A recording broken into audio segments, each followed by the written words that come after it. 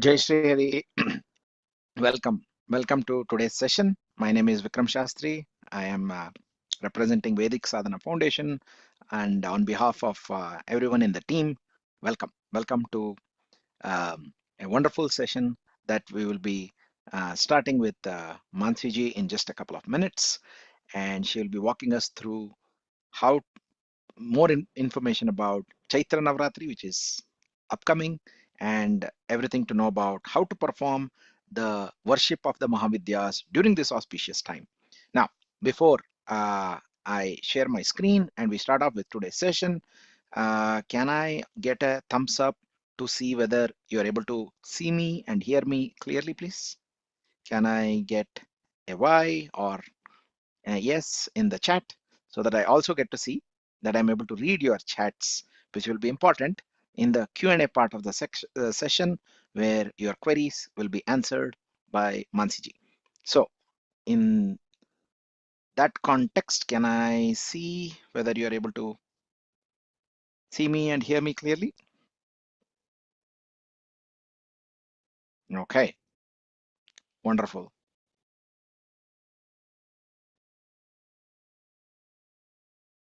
All right. So firstly, thank you very much for being here with us today.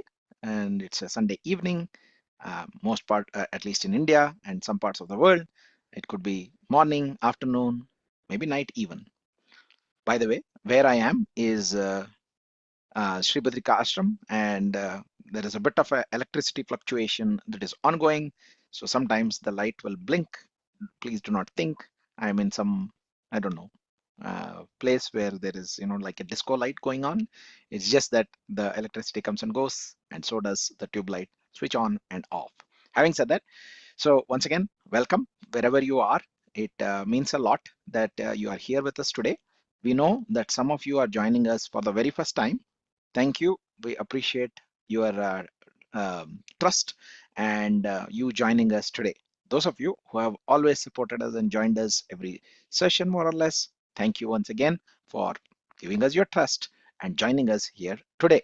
So without further ado, I'm going to share my screen and we will start off today's session. Some of you are asking for the session in Hindi. Definitely when Mansi ji starts, she'll be speaking both in English and Hindi to the greatest extent possible. मेरा हिंदी उतना अच्छा नहीं है, तो मैं जब बात करता हूँ लोगों को कष्ट होता है, so इसलिए so I will speak only in English. Please pardon my Hindi. Let me share my screen and let me know if you guys are able to see it properly, and then we start.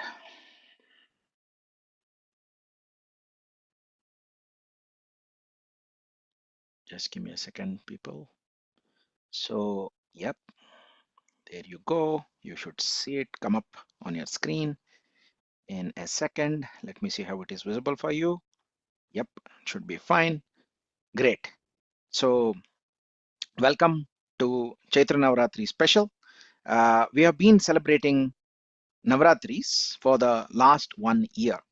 Now, it gives me great joy to share that we are coming very close to the first year launch celebration of Tantra Sadhana. As most of you know, or many of you know, and some of you who are new may not, Tantra Sadhana was unveiled to the world by Sri Om Swamiji last April 2025, April 3rd, 2025 to be precise.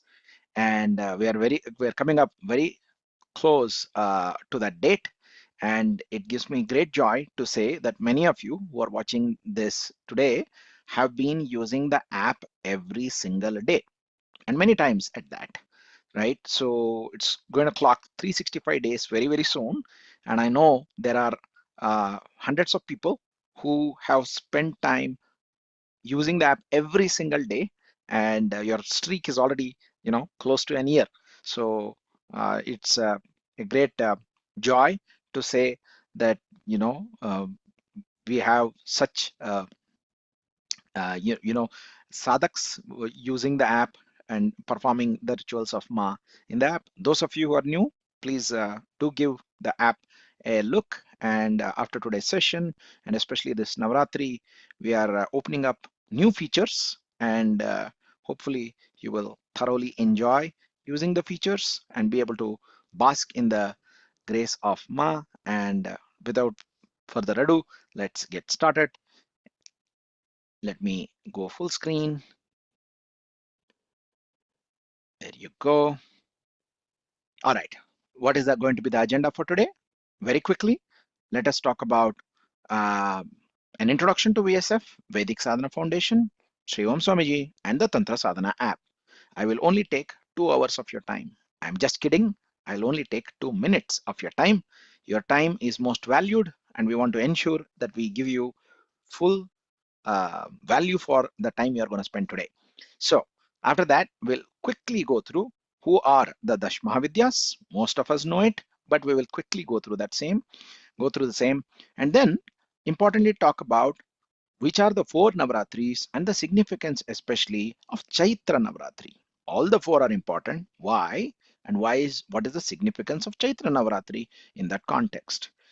We have introduced brand new features in the Secret Shrine, and we are keeping our fingers crossed to really understand your feedback once you use the app, which are going to be unveiled in this Chaitra Navratri. So in that context, there are several features which are coming together. One of them is the ability to offer Deepam and Dupam. What is Deepam? What is Dupam? And why should one offer this? We will learn from Mansiji. Then we have been, those of you who have been using the app have used the app to perform Dhyan Shloks. And we know what a Dhyan Shlok is. Let us recap. Why do we do it? And how do we do it? We have touched upon this earlier too, but we'll again touch upon it because it's often that many of us might mistake a slok with a mantra and try to chant a slok like one does a mantra. It is meant to be recited differently, or it is meant to be uh, performed differently. And how is that? We will learn. Then, importantly, the most important feature that is opening up in Secret Shrine this Chaitra Navratri with the permission of Sri Om Swamiji is the ability to perform the Bij Mantra chanting of each of the Mahavidyas. What is a Bij Mantra? How should one go about chanting it? Why should one even do it? And are there any kind of steps we need to take care of? Everything we will hear from Mansiji. And then, of course, we will learn as well what is the significance of performing an arati and how does one go about doing it. We'll learn about the instructions, have a Q&A session where any and every question of yours will not get answered. I'm just kidding. We will answer the questions. In case some of your questions don't get answered, we will answer every single one of yours. If you do write to us, where to write, we will put up our email ID and in the chat box. Of course, we will try our best to answer the questions here itself. It is all your queries. After we have gone through today's session, please ask. We'll be happy to take all of that and answer as well. Well, without dealing any further, I'll request Mansiji to come and take us through today's session. Mansiji, Jai Shri Hari, welcome. Thank you. Jai Shri Hari. Am I audible? Yes. Okay. Please proceed. So we'll get started. We will do a short invocation of Divine Mother. देवी माँ का हम आवाहन करेंगे और अपने गुरु का आवाहन करेंगे। अगर आपके गुरु शरीर रूप में हैं तो आप उनका ध्यान कर सकते हैं। अगर आपके गुरु नहीं हैं शरीर रूप में तो आप भगवान शिव का ध्यान कर सकते हैं। उनको दक्षिणामूर्ति रूप में ध्यान करके गुरु के रूप में। So we'll put our hands together. श्रीविद्यां शिववामभागनिलयाम् ह्रीङ्कारमन्त्रोज्ज्वला श्रीचक्राङ्कितबिन्दुमध्यवसतीम् श्रीमत्सभानायिका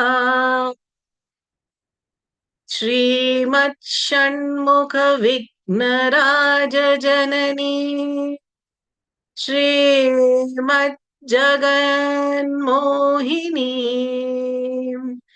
मीनाक्षीं प्रणतोऽस्मि सन्ततमहं कारुण्यवारानिधिं सिन्दूरारुणविग्रहा त्रिनयना माणिक्यमौलिस्फुरत् तारानायकशेखरां स्मितमुखीं मां पीनवक्षोरुहाम् पाणिभ्याम् अलिपूर्ण रत्नचषकम् रक्तोत्पलं बिभ्रतीम् सौम्यां रत्नघटस्थरक्तचरणां ध्यायेत् परामम्बिकाम्।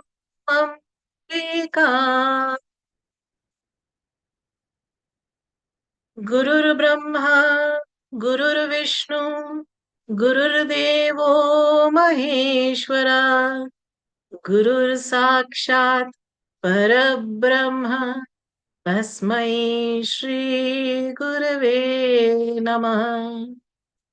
सर्वप्रथम मेरा प्रणाम है अपने गुरु जो मेरे लिए जगन माता और भगवान नारायण का स्वरूप है। तत्पश्चात मेरा प्रणाम है उस दिव्य शक्ति को जो आप सभी के अंदर विराजमान है, जिनकी प्रेरणा से हम सब आज यहाँ एकत्रित हुए हैं। तो बहुत बहुत स्वागत सबका कि आज एक रविवार की शाम को अ, ऐसे हम सब लोग हैं जो देवी माँ के अ, आवाहन के लिए और उनके बारे में जानने के लिए आज यहाँ एकत्रित हुए हैं। तो बहुत बड़ी कृपा देवी माँ की ऑलरेडी है हम सब पर, क्योंकि बिना कृपा के देवी माँ का ध्यान, देवी माँ के नामों का उच्चारण हो ही नहीं सकता। तो आज के सत्र में आगे बढ़ते हैं। हम सबसे पहले देखेंगे कि हम सब ने ये तो देख ही लिया है कि वैदिक साधना फाउंडेशन जो है वो इन सभी गूढ़ सत्यों को, इन गूढ़ साधनाओं को जो कि लुप्त हो रही हैं, उनको सबको समाज में सभी साधकों के लिए ये अवेलेबल हो पाए, उसी उद्देश्य को समर्पित है। और हमने आज तक बहुत सारे मंत्र जप किए हैं, साथ में बहुत सारे ध्यान श्लोक किए हैं, साथ में बहुत सारी साधनाएं एक साथ की हैं। तो अब ये जो एक साल, जैसे कि विक्रम जी ने अभी बताया, हो गया है, ऑलमोस्ट अप्रैल में हो जाएगा जब साधना, ये तंत्र साधना ऐप लॉन्च हो करके। तो क्योंकि हम लोगों ने एक साल में बहुत सारे नवरात्र के समय, बहुत सारे देवी माँ के प्राकट्य के उत्सव के समय देवी माँ को ध्याया है, तो स्वामी जी ने हम लोगों के लिए एक बहुत बड़ी आशीर्वाद के स्वरूप में एक इस बार एक ऐसी चीज खोल दी है, एक ऐसा द्वार खोल दिया है जहां पर हम देवी माँ के ना केवल ध्यान कर पाएंगे इस नवरात्रि, देवी माँ के जो 10 महाविद्या के स्वरूप हैं, हर स्वरूप का जो मूल मंत्र है उसको भी हम जप पाएंगे। देवी माँ के उस लोक में जा करके देवी माँ का के आगे हम दीपक अर्पण कर पाएंगे, उनको धूप अर्पण कर पाएंगे, उनकी आरती भी कर पाएंगे। तो एक बहुत ही सुंदर क्रम इस नवरात्रि के लिए देवी माँ की कृपा से और स्वामी जी की कृपा से हम सबको प्राप्त हो रहा है। तो अब अ, आगे चलते हुए हम देखेंगे कि इसको किस प्रकार से करना है। तो सबसे पहले जो है कि ये जो नवरात्रि का समय है, रात्रि जो है खास करके उसको देवी माँ का ही स्वरूप कहा गया है। और हम सब जानते हैं कि तंत्र साधना ऐप में हम मोस्टली, हम बहुत सारे लोग जो हैं वो रात को ही साधना करते हैं, देवी माँ का आवाहन करते हैं और अलग अलग अपने रेल्म्स में इस वक्त साधना कर रहे हैं। जो लोग नए हैं वो तंत्र साधना ऐप को डाउनलोड कर लें। और तंत्र साधना ऐप में नवरात्रि के समय एक सीक्रेट श्राइन आएगा। जो कि ये बहुत ही स्पेशल टाइम होता है जब हम 10 महाविद्याओं का आवाहन करते हैं। अब ये 10 महाविद्याएं कौन हैं? सर्वप्रथम आती है माँ काली, जो कि काल का स्वरूप है, काल से भी परे हैं। वो मृत्यु के भय का निवारण करने वाली हैं। वो परम आद्या शक्ति का स्वरूप है, जो अज्ञान का नाश करती हैं, भय से मुक्त करती हैं, सभी प्रकार की वासनाओं से ऊपर उठाने का मार्ग प्रशस्त करती हैं। दूसरी महाविद्या है माँ तारा, जो कि तारण शक्ति हैं, जो कि करुणा और तारने वाली शक्ति हैं। एक नाव की भांति, जैसे एक नाव इस ओर से दूसरे छोर तक ले जाती हैं, माँ की शक्ति से हम इस भवसागर रूपी जो संसार है उससे पार लग पाते हैं। संकट के समय, दुविधा के समय, कष्ट के समय वो ही माँ आती हैं, जो हमारे अंतर मन में एक अंतस की जो आवाज होती है, जो कि गुरु की तरह मार्गदर्शन करती है, वो ही माँ का स्वरूप है। और इस चैत्र नवरात्रि में माँ तारा का प्राकट्य भी होता है नवमी के दिन पर, जो कि रामनवमी भी होती है। तो भगवान राम और माँ तारा का बहुत ही एक गहन संबंध है।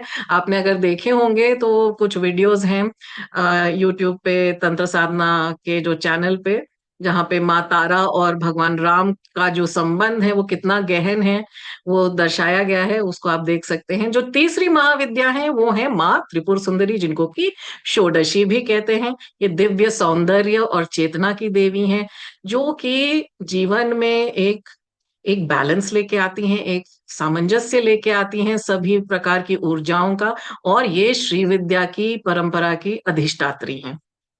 जो चौथी महाविद्या है वो है माँ भुवनेश्वरी, जो 14 भुवन जिनको कहा गया है, 7 लोक इस पृथ्वी के ऊपर और 7 लोक जो पाताल के हैं, उन सभी की अधिष्ठात्री हैं माँ भुवनेश्वरी। तो संपूर्ण ब्रह्मांड में जितनी भी शक्तियां सक्रिय हैं, उन सभी को संचालित और नियंत्रित, इतना व्यापक है, उसका स्वरूप माँ स्वयं है। और जब माँ भुवनेश्वरी की कृपा होती है तो इस भूलोक में जहां हम हैं, वहां की सभी समृद्धि, समस्त ऐश्वर्य साधक को प्राप्त होता है, जिससे कि वो उन सब के ऊपर उठ करके एक ऐसी चीज को सीख करने लगे, एक ऐसी चीज की चाहत करने लगे कि जो इन सभी भौतिक सुखों से भी परे है। So she is the one who leads a sadhak to her own self, because she ensures that everything else in this world is taken care of.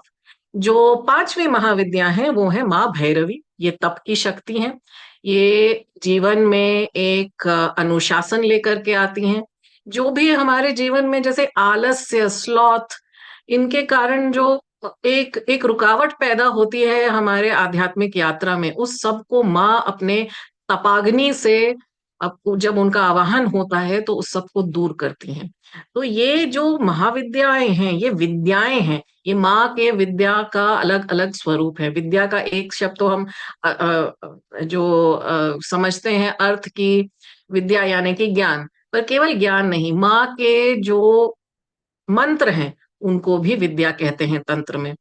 तो ये जो मंत्र हैं ये माँ का एक तो आवाहन करते हैं, उनकी ऊर्जा को हमारी चेतना में एक बीज के रूप में उसको अंकुरित होने का एक अवसर मिलता है जब हम जप करते हैं। तो माँ भैरवी जो है वो तप की शक्ति है, और उस आद्या शक्ति का जो ऊर्जा है, उसको एक आंतरिक रूप से उसका जागरण हमारी चेतना में होना शुरू हो जाता है। और फिर आती है जो छठी महाविद्या, वो है माँ छिन्नमस्ता। ये अहंकार का और वासनाओं का त्याग करके एक आत्मबल का प्रतीक मानी गई। जो सातवीं महाविद्या है वो है माँ धूमावती, जो शून्यता, वैराग्य और संसार जो कि नश्वर है, उस उसके रूप को, उसकी सत्यता को दर्शाती हैं, जिससे कि साधक ये जान पाए कि यहाँ जो कुछ भी है वो शाश्वत नहीं है, वो एक दिन मिट जाएगा, खत्म हो जाएगा। जिस जिस जगह भी हम अपनी आसक्ति लगाते हैं, जहां भी हमारा मोह बंधा हुआ है, वो सब कुछ एक दिन समाप्त हो जाएगा। यहाँ तक कि ये शरीर भी, जिस पल हम देह त्यागेंगे, हमको हमारे नाम से भी नहीं पुकारा जाएगा, हमको एक बॉडी कहा जाएगा। तो यहाँ किस बात का मोह और किस बात का कष्ट, और उस मोह से जनित कष्ट से हम अपने आप को इतनी पीड़ा देते हैं। उस पीड़ा के पार ले जा करके उसको हील करने वाली जो शक्ति हैं, वो है माँ धूमावती। धूमावती इसलिए क्योंकि वो जो धुंधला है हमारे आगे जो चित्र इस संसार का, जहां पर आवरण पड़े हुए हैं अनेक प्रकार के आसक्ति के, अनेक प्रकार के मोह के, पाश के, वो सारे आवरण को हटा करके, उस धुएं को हटा करके एक क्लियर, शाश्वत सत्यता का जो दर्शन होता है, वो माँ कराती हैं। जो 8वीं महाविद्या है वो है माँ बगलामुखी। जब माँ छिन्नमस्ता से हमने त्याग करना सीखा, माँ धूमावती से हमने वैराग्य में स्थित होना सीखा। स्वामी जी का एक बहुत सुंदर वीडियो है, आप लोग देख सकते हैं यूट्यूब पे, कि त्याग और वैराग्य में क्या अंतर है। जब हम देना सीख जाएं किसी अपने प्रिय वस्तु को, तो वो त्याग। और जब हमारी उसमें आसक्ति ना बनी रहे और हम उसको किसी के लिए भी दे सके, भले ही वो हमारा अपना नहीं हो, हमारा रक्त संबंध ना हो उससे, तो एक वैराग्य के भाव में कि वो है तो भी ठीक है, नहीं है तो भी ठीक है। तो चीजों को जैसा है वैसे देखने की समर्थता प्रदान करती हैं माँ धूमावती। और आगे चल करके जब माँ बगलामुखी आती हैं, तब हमारे भीतर जितनी भी वासनाएं हैं, जितने भी वृत्तियां हैं, जिसके कारण हम कुछ भी बोल देते हैं, कुछ भी कर देते हैं, उस पे अंकुश लगाने की जो शक्ति है, जो हमको माइंडफुल बनाती है, जो हमको एक स्मृति से काम करने की शक्ति देती है, स्मृति से बोलने की शक्ति देती है, वो है माँ बगलामुखी। जो शत्रुओं को और नकारात्मक शक्तियां जो हमारे मन में भर कर गई हैं, उन सबको स्तंभन करके, उनको हटा करके, उनको अरेस्ट करके, उनको स्टॉप करके हमें आगे बढ़ने की क्षमता देती हैं। फिर आती हैं नवी महाविद्या, जो कि है माँ मातंगी। तो किसी ने प्रश्न किया था कि ये इस ऑर्डर में क्यों है? क्योंकि ये ऑर्डर हमारी ही चेतना के विकास के अलग अलग स्तर हैं। इसीलिए स्वामी जी कहते हैं कि माँ का आवाहन हमेशा माँ के रूप में, एक बालक के रूप में, एक बालिका के रूप में माँ को पुकारा जाए, वैसे करना चाहिए। और हमेशा माँ काली से शुरू करना चाहिए, at least for the first time when we are invoking all the 10 Mahavidyas in a क्रम। तो जो नवी महाविद्या है वो है माँ मातंगी, जो कि वाणी, ज्ञान और जो तंत्र में माँ सरस्वती का जिस प्रकार से आवाहन होता है, वो जो स्वरूप है वो है माँ मातंगी का। क्योंकि जब हम एक शुद्धिकरण के मार्ग पे होते हैं, जैसे जैसे शुद्धि होती है, तो ये जो ऊर्जाएं हैं जो हम कहाँ कहाँ लगा करके वेस्ट कर रहे थे, वो सब एक अब एक सृजनात्मक ऊर्जा में परिवर्तित हो जाती है। Then we are able to use our energies in a creative way.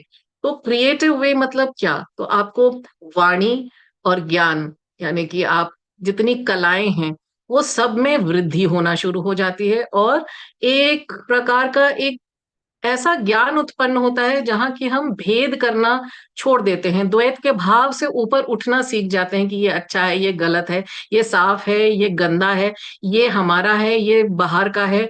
तो माँ मातंगी जो है वो मतंग मुनि की पुत्री के रूप में एक ऐसे कुल में पैदा हुई जिसको कि समाज से अलग कर दिया गया था। तो माँ कहीं पर भी भेदभाव नहीं करती, तो सबको एक साथ ले करके, एक साथ सब जगह, सब स्वरूपों में, सभी प्राणियों में माँ का स्वरूप देख पाना, ये एक जब ज्ञान उत्पन्न होता है तभी हो पाता है।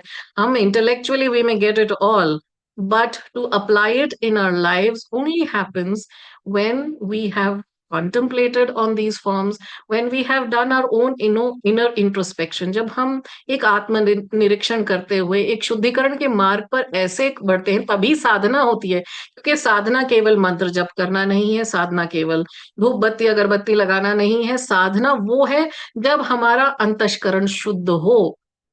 और इस प्रक्रिया को करने के लिए हमको एक बल चाहिए। वो बल कहाँ से आएगा? वो बल माँ से आता है। और उन्हीं माँ का हम आवाहन करते हैं।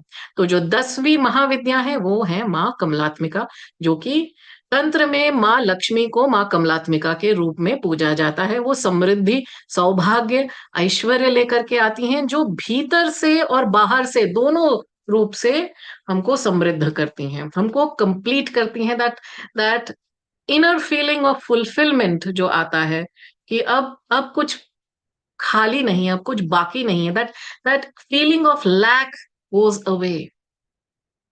तो भय से लेकर के का उसका त्याग करते हुए एक संपूर्ण समृद्धि की यात्रा है माँ काली से माँ कमलात्मिका तक। सो तंत्र की दृष्टि से देखा जाए तो ये अलग अलग देवियां नहीं है, ये आदिशक्ति की ही अलग अलग के उनके अलग अलग स्वरूप है, और इन्हीं स्वरूपों को हम नवरात्रि के प्रतिदिन अलग अलग स्वरूप में माँ का को ध्याएंगे और उनका आवाहन करेंगे। तो किस प्रकार से करेंगे, अब हम ये देखते हैं कि आगे चल करके कि इसको अब करना क्या है इस नवरात्रि में। तो सबसे पहले तो 4 नवरात्रि आती हैं मुख्य रूप से एक पूरे वर्ष में। वैसे देखा जाए तो नवरात्रि तो हर मास आती है, मासिक नवरात्रि, यानी कि साल में 12 नवरात्रियां होती हैं, जिनमें से कि 4 सबसे शक्तिशाली नवरात्रि मानी गई हैं, जो कि जिनमें से 2 प्रकट नवरात्रि हैं और 2 गुप्त नवरात्रि हैं। तो चैत्र नवरात्रि और जो शरद में आती है, जो अश्विन मास में आती है, वो प्रकट नवरात्रि कही गई हैं, और 2 गुप्त नवरात्रि आती हैं जो आषाढ़ में आती हैं और माघ में आती हैं। चैत्र नवरात्रि की विशेषता क्या है? चैत्र नवरात्रि वो समय है जब सृष्टि की उत्पत्ति ब्रह्मा जी ने की थी। ब्रह्मा जी ने कैसे की थी? उन्होंने साक्षात माँ भगवती का आवाहन किया था। देवी भागवतम में कथा मिलती है जहां पर ब्रह्मा जी ने माँ का आवाहन किया, ये जानने के लिए कि सृष्टि की उत्पत्ति किस प्रकार की जाए। तो फिर माँ प्रकट होती हैं, उनका मार्गदर्शन करती हैं, उनको बताती हैं कि किन मंत्रों का उच्चारण करके वो पूरी इस सृष्टि की संरचना करें। तो ये बहुत ही एक शक्तिशाली समय है, क्योंकि सृष्टि की उत्पत्ति ही इस समय हुई। अब देखिए, अब जो जो रात्रि का समय होता है उसको तंत्र में देवी की संज्ञा दी गई है। रात्रि सूक्त जो कि ऋग्वेद से आता है, वहां पर भी माँ को रात्रि के रूप में संबोधित करके कहा गया है कि माँ रात्रि के रूप में प्रकट होती हैं, पूरे तारामंडल के साथ अपनी वैभव को फैलाते हुए, अपने ऐश्वर्य को फैलाते हुए। तो रात्रि कैसे एक समय होता है जब अंधकार है, सूर्य का प्रकाश नहीं है, तो अब प्रकाश कहाँ से आएगा? वो आत्म प्रकाश है, जो भीतर का प्रकाश है, उसी से ये समय प्रज्वलित होगा। तो ये समय वही समय है जब अपने आत्म प्रकाश को जगाने का समय, अपने भीतर वो जो आत्म प्रकाश है वो माँ के आवाहन से जागृत होता है। तो इसीलिए दीप भी जलाया जाता है माँ के आगे, क्योंकि ये दीप कहीं बाहर नहीं जल रहा, मानसिक रूप से ये हमारे आत्मा का प्रकाश है जिसको कि हम प्रज्वलित कर रहे हैं इस समय पर। और ये इसलिए भी एक बहुत शक्तिशाली समय है क्योंकि जैसे आपने देखा होगा कि जब विंटर्स आते हैं, जब शीतकाल होता है, तो दिन का जो समय है, जो अवधि है, वो छोटी होती चली जाती है। तो धीरे धीरे जब संक्रांति होती है, उस समय से फिर जो दिन की अवधि है वो बढ़ने लगती है। तो बढ़ते बढ़ते जब चैत्र का समय आता है, तो जो दिन का समय है और जो रात का समय है वो लगभग बराबर हो जाता है। तो there is balance in nature, एक सामंजस्य स्थापित हो जाता है नेचुरली प्रकृति में। तो प्रकृति हमारा इस समय एक तरह से सहायता करने लग जाती है ऊर्ध्वरेतस होने के लिए, उन शक्तियों का आवाहन करने के लिए जो हमारे शक्ति को और ऊपर लेकर के जाए, हमारी चेतना को और ऊपर लेकर के जाए। तो ये समय बहुत ही एक सुंदर समय है देवी माँ का आवाहन करने के लिए। और ये समय अगर आप देखें तो आ, ये वसंत ऋतु जहां पर पूरी प्रकृति फिर सिर से खिल उठती है। तो जो पतझड़ हो जाता है विंटर के समय पर, शीतकाल में, उन्हीं पेड़ों पे, उन्हीं पौधों में फिर से पुनः फूल पौधों में अंकुरित होना शुरू हो जाती है शक्ति के रूप में। और सब जगह एक पूरा ऐसा, as if the nature is celebrating. तो ये एक ऐसा समय है जहाँ बहुत ऊर्जा एक सकारात्मक रूप में उपस्थित है, होना शुरू हो जाती है। तो दैट्स वाई हमारा जो सनातन धर्म है वो कितना सुंदर है कि हर एक ऋतु, हर एक समय, हर एक काल के लिए किस प्रकार हम दैवी ऊर्जा को टैप कर सके, ये मार्ग हमारे ऋषियों मुनियों ने प्रशस्त करके रख दिया है हमारे लिए। We don't have to reinvent the wheel again. And it is also very auspicious because this is the time जब भगवान श्री राम का भी जन्म हुआ नवमी के दिन। तो कई लोग जो हैं वो रामायण का पाठ, नवा पाठ भी करते हैं इस समय पर। और भगवान राम और माँ तारा का हमने देखा ही है कि कितना एक गहन संबंध है। इनफैक्ट जितने 10 अवतार हैं और जितनी 10 महाविद्या हैं, सब बहुत गहन रूप से जुड़ी हुई हैं, क्योंकि 10 अवतार जो भगवान विष्णु के हैं वो पुरुष का जो स्वरूप है इस इस ब्रह्मांड में उसको दर्शाते हैं। और जो 10 महाविद्याएं हैं वो प्रकृति, वो जो जो शक्ति का स्वरूप है उनको दर्शाते हैं। तो एक साथ जब जब मेल और female energies are all in balance, ये प्रकृति का एक तरह से हम सबको उपहार है। तो ये समय इसीलिए बहुत ही प्रभावशाली है, बहुत ही पावरफुल है, and it should not be missed.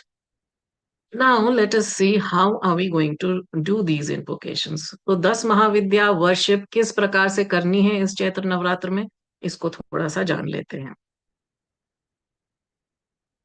तो तंत्र साधना ऐप सबसे पहले डाउनलोड करना है। अगर आपके पास नहीं है तो लिंक में डाउनलोड लिंक है और क्यूआर कोड आएगा, अभी आप उसको देख लें और डाउनलोड कर लें। 18 मार्च से रात को 12 बजे, जो अमावस्या का समय है, सीक्रेट श्राइन खुल जाएगा तंत्र साधना ऐप के अंदर। और वहां पर हम देवी माँ का आवाहन करेंगे। किस प्रकार से करेंगे इसको थोड़ा सा समझ लेते हैं। हम सबसे पहले ये ना एक बहुत सुंदर क्रम अब हम लोगों को बिल्कुल एक गिफ्ट के रूप में मिला है देवी माँ से और स्वामी जी की कृपा से, कि सबसे पहले हम माँ के आगे एक दीप प्रज्वलित करेंगे। उनको एक धूप के रूप में अगरबत्ती दिखाएंगे। और ये क्यों कर रहे हैं ये भी हम जानेंगे थोड़ी देर में। और हर 10 महाविद्या का प्रतिदिन हम ध्यान श्लोक के रूप में उनके स्वरूप को ध्याएंगे। ध्यान श्लोक का जप नहीं किया जाता है, पुनरुक्ति जरूर हम करते हैं, क्योंकि बार बार बार बार जब हम स्वरूप को ध्याते हैं तो वो बिल्कुल हमारे चेतना पे एक चित्रपट की तरह अंकित हो जाता है। और जब माँ का स्वरूप अंकित हो जाता है तो आवाहन करने में हमारा भाव बिल्कुल प्रगाढ़ और प्रशस्त हो जाता है। उसके बाद जब हम जप करते हैं तो जप के फल का कई गुना लाभ हमको होता है, क्योंकि हमारा मन, चेतना, भाव सब कुछ जुड़ चुका है माँ के साथ। और फिर हम जब मूल मंत्र का जप करेंगे, अब ये कोई साधारण मूल मंत्र नहीं है, ये 10 महाविद्याओं के वो मूल मंत्र हैं जो स्वयं जागृत हैं। और इनको स्वामी जी ने इनकी साधना की है, इनको जागृत करके सभी के लिए, सभी जनमानस के लिए, जो भी देवी साधना करना चाहता है, देवी माँ की कृपा प्राप्त करना चाहता है, उनके लिए उपलब्ध कराया है तंत्र साधना ऐप में। तो भले ही आपकी दीक्षा हुई है या नहीं हुई है, इन मंत्रों को जप करने की अनुमति हम सबको है। अनुमति स्वामी जी ने दी है, पूरे गुरुमंडल ने दी है ये आज्ञा कि ये जो जितने मंत्र हैं जो खोल दिए जा रहे हैं इस समय पर, क्योंकि ये इतना पावरफुल समय है और हम लोगों ने ये अर्जित किया है कृपा को पूरे एक वर्ष में देवी माँ का ध्यान कर करके और देवी माँ की साधना करके।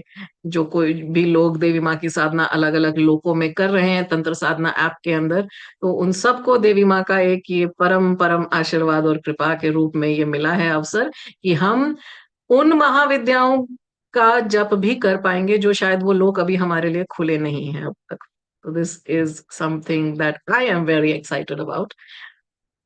और जप करने के बाद हम माँ की आरती करेंगे। और आरती करने के बाद हम पुनः भगवान वेद व्यास के पास जाएंगे सीक्रेट श्राइन में, और उनकी जो भी इंस्ट्रक्शंस हैं उसको सुन करके, उनको प्रणाम करके फिर हम ये दिन का क्रम एंड करेंगे। तो बहुत विस्तृत नहीं है, पर बहुत सुंदर है, बहुत पूर्ण है अपने आप में। क्योंकि अब ये प्रश्न आता है कि दीप और धूप क्यों ऑफर करते हैं? अब क्योंकि ये जो प्रक्रिया है ये तंत्र से ही आई है। दीप धूप ये और आरती, ये सारे जो उपचार हैं, ये तंत्र की ही एक प्रक्रिया है। क्योंकि जब वैदिक काल में स्तुतियां होती थी संस्कृत में, तो सभी लोग नहीं कर पाते थे उसको। तो आगे चल करके जब तंत्र की उत्पत्ति हुई अथर्ववेद से, जहां पर कि ये सारी तंत्र की प्रणालियों को प्रशस्त किया गया, तो जनमानस के लिए साधारण रूप से ऐसा वो क्या कर सकते हैं जो मंत्र के साथ या बिना मंत्र के साथ, केवल भाव के साथ भी किया जाए, तो वो एक पूर्ण रूप से देवी उपासना का मार्ग बन जाता है। तो उसमें जो उपचार आते हैं, उनमें सबसे पहले दीप जलाने का, दीप प्रज्वलन का एक सिंबोलिज्म आता है वहां पर कि ये दीप क्या है। जब हम दीपक जलाते हैं तो ये अज्ञानता का नाश करता है। एक मान लीजिए एक बहुत ही डार्क रूम है, वहां कोई भी लाइट नहीं है, पर जैसे ही आप मात्र एक दिया लेकर के वहां एंटर करेंगे, तो उसी क्षण उस अंधकार का नाश हो जाएगा, मात्र एक ज्योत से। तो वही ज्योत जो है, वही ज्ञान की ज्योत जो है, वही देवी माँ के आवाहन की, उनके प्राकट्य की ज्योत हमको अपने भीतर जलानी है। तो दीप जब हम, और ये क्या है? ये पंच तत्वों का एक प्रतीक है। जिन पंच तन्मात्राओं से जिन पांच तत्वों की उत्पत्ति हुई है, हम वही शुद्ध तत्व माँ को अर्पित कर रहे हैं। क्योंकि और हम दे ही क्या सकते हैं माँ को अपने भाव के अलावा? तो अपने भाव को जोड़ करके शुद्ध तत्वों को माँ को अर्पित कर रहे हैं। तो सबसे पहले जो दीप है वो अग्नि तत्व का प्रतिनिधित्व करता है। और अग्नि वो जो तमस का नाश करे, जो ज्ञान को प्रकाशित करे, जो अज्ञान को जला करके भस्म कर दे। और इस ये जो है अग्नि, हम सबके भीतर मणिपुर चक्र से जठराग्नि प्रज्वलित होती है। हृदय कमल में हम उस ज्ञानाग्नि को प्रज्वलित करते हैं, और सहस्रार में जाते जाते वो योगाग्नि में प्रकट हो जाती हैं, परिवर्तित हो जाती हैं, जहां पर हम माँ के साथ, उस दिव्य चेतना के साथ, उस दिव्य शक्ति के साथ एक हो गए। अब धूप, जैसे पंचतन मात्रा में से शब्द स्पर्श रूप रस गंध, तो गंध एक पंचतन मात्रा, जिसमें कि हम वायु तत्व का आवाहन करते हुए वायु तत्व को के सहारे माँ को वो अपना एक पूर्ण शुद्ध रूप से एक ऐसा भाव अर्पित कर रहे हैं कि ये जो सुगंध है, जो मेरे चेतना को सुगंधित करे। और माँ, मैं एक एक ऐसी चेतना में परिवर्तित हो जाऊं जो जहां जाए वो it's your fragrance that I am spreading all around. उस भाव से माँ को धूप अर्पित की जाती है।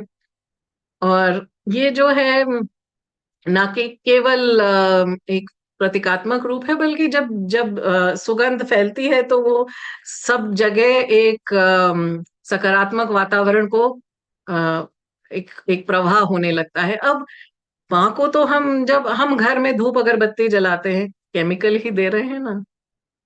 पर जब हम मानसिक रूप से अपने भाव के साथ सबसे श्रेष्ठ सुगंध उत्पन्न कर सकते हैं, मलयाचल गिरी के पर्वत में उगने वाले जो चंदन के पेड़ हैं, उनसे बनी सबसे श्रेष्ठ सुगंध, जो कि अपनी चेतना से जब एक चेतना का विकास होता है, जब देवी चेतना के साथ एक हो जाते हैं, तो आपने सुना होगा, देखा होगा, या एक्सपीरियंस भी किया होगा कि जो साधु संत होते हैं, जो माँ के साथ, जो दिव्य चेतना के साथ एक हो गए, वो जब आते हैं तो उनके आने से ही एक एक अलौकिक सुगंध वातावरण में फैल जाती है। तो वो चेतना के एक ऐसे स्तर का स्वरूप है जहाँ you are fragrant with that divine energy. तो ये धूप उसी भाव से माँ को अर्पित करें, क्योंकि भाव नहीं तो कोई संभावना नहीं। जैसे स्वामी जी कहते हैं, अगर भाव में भाव नहीं तो कोई नहीं संभावना। तो भाव सबसे ज्यादा इम्पोर्टेंट है। उसको प्रगाढ़ करने के लिए ये सारे हम लोगों को हमारे उपचारों को माँ को समर्पित करने का एक तरीका दिया गया है। तो वायु तत्व जो है, the element of air, it is associated with the Anahata chakra. तो जहां अनाहत है, जहां पर हमारा हृदय है, वहीं से भाव उत्पन्न होता है। तो उस हृदय के भाव को माँ को अर्पित करने का ये एक तरीका है। तो इसीलिए हम धूप और दीप अर्पित करते हैं। तो सबसे पहले सीक्रेट श्राइन में इस बार जब हम जाएंगे, तो हम माँ के आगे एक दीप प्रज्वलित करेंगे। माँ के आगे एक अगरबत्ती को अर्पित करेंगे उनको, इस सुंदर भाव के साथ। अब आगे चल करके देखना है। हमने पहले भी इसकी एक बहुत विस्तृत चर्चा की है कि ध्यान श्लोक क्या है और इसको क्यों किया जाता है। तो जिन्होंने वो सत्र अटेंड नहीं किया जो हमने गुप्त नवरात्रि में किया था, जहां पर हमने बहुत विस्तार से इस बात की चर्चा की थी कि ध्यान श्लोक क्या है और क्यों किया जाए और कहाँ से आता है और किस प्रकार किया जाए, तो उसका लिंक हम बायो में दे देंगे। आप लोग वो सत्र की रिकॉर्डिंग जाकर के सुन सकते हैं। तो just to recap what we had discussed earlier, ध्यान एक मेडिटेटिव वर्स है जो साधक को माँ के स्वरूप का दर्शन करना, अपने बंद आंखों से जब माँ का पूरा स्वरूप हमारे सामने प्रकट हो जाए, उसमें सहायता करता है ये ध्यान श्लोक। It helps us connect with the deity. तो ध्यान को जो है हमारे शास्त्रों में बहुत ज्यादा मान्यता दी गई है ध्यान को, कि यही ध्यान से ही हम योग की स्थिति में आ सकते हैं। तो पातंजलि योग सूत्र में कहा गया है कि ध्यान जो है, ध्यान is an uninterrupted flow of awareness towards a single object. तो जब हमारी चेतना का प्रवाह केवल और केवल एक वस्तु के ऊपर होने लगता है, तो उसको ध्यान कहा जाता है। अक्रॉस वेदांत, तंत्र एंड शास्त्र tradition, this is the definition of ध्यान। तो ध्यान के बारे में पातंजलि योग सूत्र में कहा गया है, स तु दीर्घ काल नैरंतर्य सत्कारा सेवितो दृढ़ भूमि। यानी कि वो अभ्यास जब अच्छी तरह से दृढ़ता के साथ किया जाए और वो तभी जो है चेतना में स्थापित हो पाता है। दीर्घ काल नैरंतर्य सत्कारा सेवितो दृढ़ भूमि। जब इसको दीर्घ काल, लंबे समय तक बिना रुकावट के, बिना किसी व्यवधान के, पूर्ण भक्ति, समर्पण और सत्य के खोज के उद्देश्य के साथ उसको, उसकी पुनरक्ति की जाए, उसको बार बार दोहराया जाए, जिससे कि वो ध्यान बिल्कुल हमारी चेतना में एक दृढ़ भूमि, एक दीपवत स्थापित हो जाए, दीप के प्रकाश की तरह बिल्कुल स्टेबल हो जाए, उसको कहा गया है ध्यान पातंजलि योग सूत्र में। तो ये एक पुल की तरह, एक ब्रिज की तरह एक्ट करता है, जो हमारे आवाहित देवी देवता हैं और हमारे बीच में। तो ध्यान जो है वो, उससे हमको क्या मिलता है? ध्यान एक तो ये जो ये जो पूरी सृष्टि है, जो मैनिफेस्ट वर्ल्ड है, वो बना हुआ है नाम और रूप से। तो this acts as a bridge between the deities name, form and shakti. तो जो देवता का जो नाम है, जो उनका स्वरूप है और जो उनकी शक्ति है, उन सबको एक करके जो एक श्लोक में आपको उनका आवाहन करने का एक जरिया मिल जाए, वो है ध्यान श्लोक। तो ध्यान करने से हम क्या कर पाते हैं? तो चार तांत्रिक फंक्शंस कहे गए हैं जो साइमल्टेनियसली हो जाते हैं जब हम ध्यान करते हैं। तो पहला है आवाहन। आवाहन यानी कि देवता की शक्ति को पुकारना। जब हम ध्यान करते हैं उनके स्वरूप पर, तो उनकी शक्ति का आवाहन तभी के तभी हो जाता है और हम अपनी चेतना को उस स्वरूप के साथ एकाकार कर लेते हैं, अलाइन कर लेते हैं, और देवी का साक्षात जो एक प्रेजेंस है, जो उनकी उपस्थिति है, उसको उसको उसकी अनुभूति करने के लिए ये ध्यान श्लोक हमारी सहायता करते हैं। जो दूसरा बेनिफिट होता है ध्यान श्लोक का, वो है सादृश्य, यानी कि जो साधक का जो इनर स्ट्रक्चर है, that begins to resemble the devi tattva. जो हमारा जो भी अंतर मन की जो स्थिति है, जब हम देवी के स्वरूप का ध्यान करते हैं तो हम उस उनके स्वरूप जैसे ही होना शुरू हो जाते हैं। We start resonating with that devi tattvam. तीसरा, हमको अधिकार प्राप्त होता है क्योंकि आगे की साधना करने का, क्योंकि हमारा जो मन है वो शुद्ध होना शुरू हो जाता है। जब हम देवी के स्वरूप को या किसी भी देवता के ध्यान श्लोक से उनको ध्याते हैं, तो मन जो है वो शुद्ध होना शुरू हो जाता है और वो धीरे धीरे परिपक्व हो जाता है, एक एक एक ऐसे वेसल की तरह that can hold that divine शक्ति। तो जहां देवी का स्वरूप हमने ध्यान लिया, उन वो कैसे प्रकट होती हैं सामने उन ध्यान श्लोकों के द्वारा, क्योंकि ये ध्यान श्लोक कोई ऐसे नहीं है कि किसी ने कल्पना की और किसी पोएट ने लिख दिया, ऐसा नहीं है। ये ध्यान श्लोक हमारे शास्त्रों से आते हैं। ये वो ध्यान श्लोक हैं जिसको के जो मंत्र के दृष्टा हुए, जो सीयर्स हुए, उन्होंने अपने गहन ध्यान के समय पर अपनी समाधि की स्थिति में देवी को जिस स्वरूप में उनका दर्शन किया, जिस स्वरूप में उनका प्रकट दर्शन हुआ, जो जो उनके सामने जो स्वरूप का एक प्राकट्य हुआ, उसी को उन्होंने ध्यान श्लोक के रूप में लिख दिया। तो ये उनका जागृत एक ध्यान है, जो कर जो एक किसी भी साधक को हेल्प कर सकता है उसी स्वरूप की संरचना करने के लिए अपने मन के भीतर। तो जब माँ का एक हमने स्वरूप रच लिया अपने मन के पटल पे, उनकी एक एक डिटेल के साथ, तो वो जीवंत हो जाता है स्वरूप हमारी चेतना के अंदर। उस जीवंत स्वरूप के सामने, क्योंकि वो कोई आइडल नहीं है, वो कोई विग्रह मात्र नहीं है, वो साक्षात देवी जो है, she is real, she is that energy. So she sits right in front of us. So I will just repeat this in English again. तो ये हमको साक्षात्कार प्रवृत्ति यानी कि डायरेक्ट एक्सपीरियंस की तरफ ले जाता है ध्यान. So the four functions that happen simultaneously because of a dhyan shlok is avahan or invocation of the divine energy, sadrishya or resonance when our inner state begins to reflect the Devi's nature, the Devi's tattvam, and then we are qualified, we get the adhikara to prepare and purify our mind to hold the mantric energy that we will be invoking through the japa. And we also get direct experience or sakshatkar pravriti, meaning opening the path to that direct experience is available once we have meditated on the form of the divine energy in such detail that she is a real presence in our consciousness.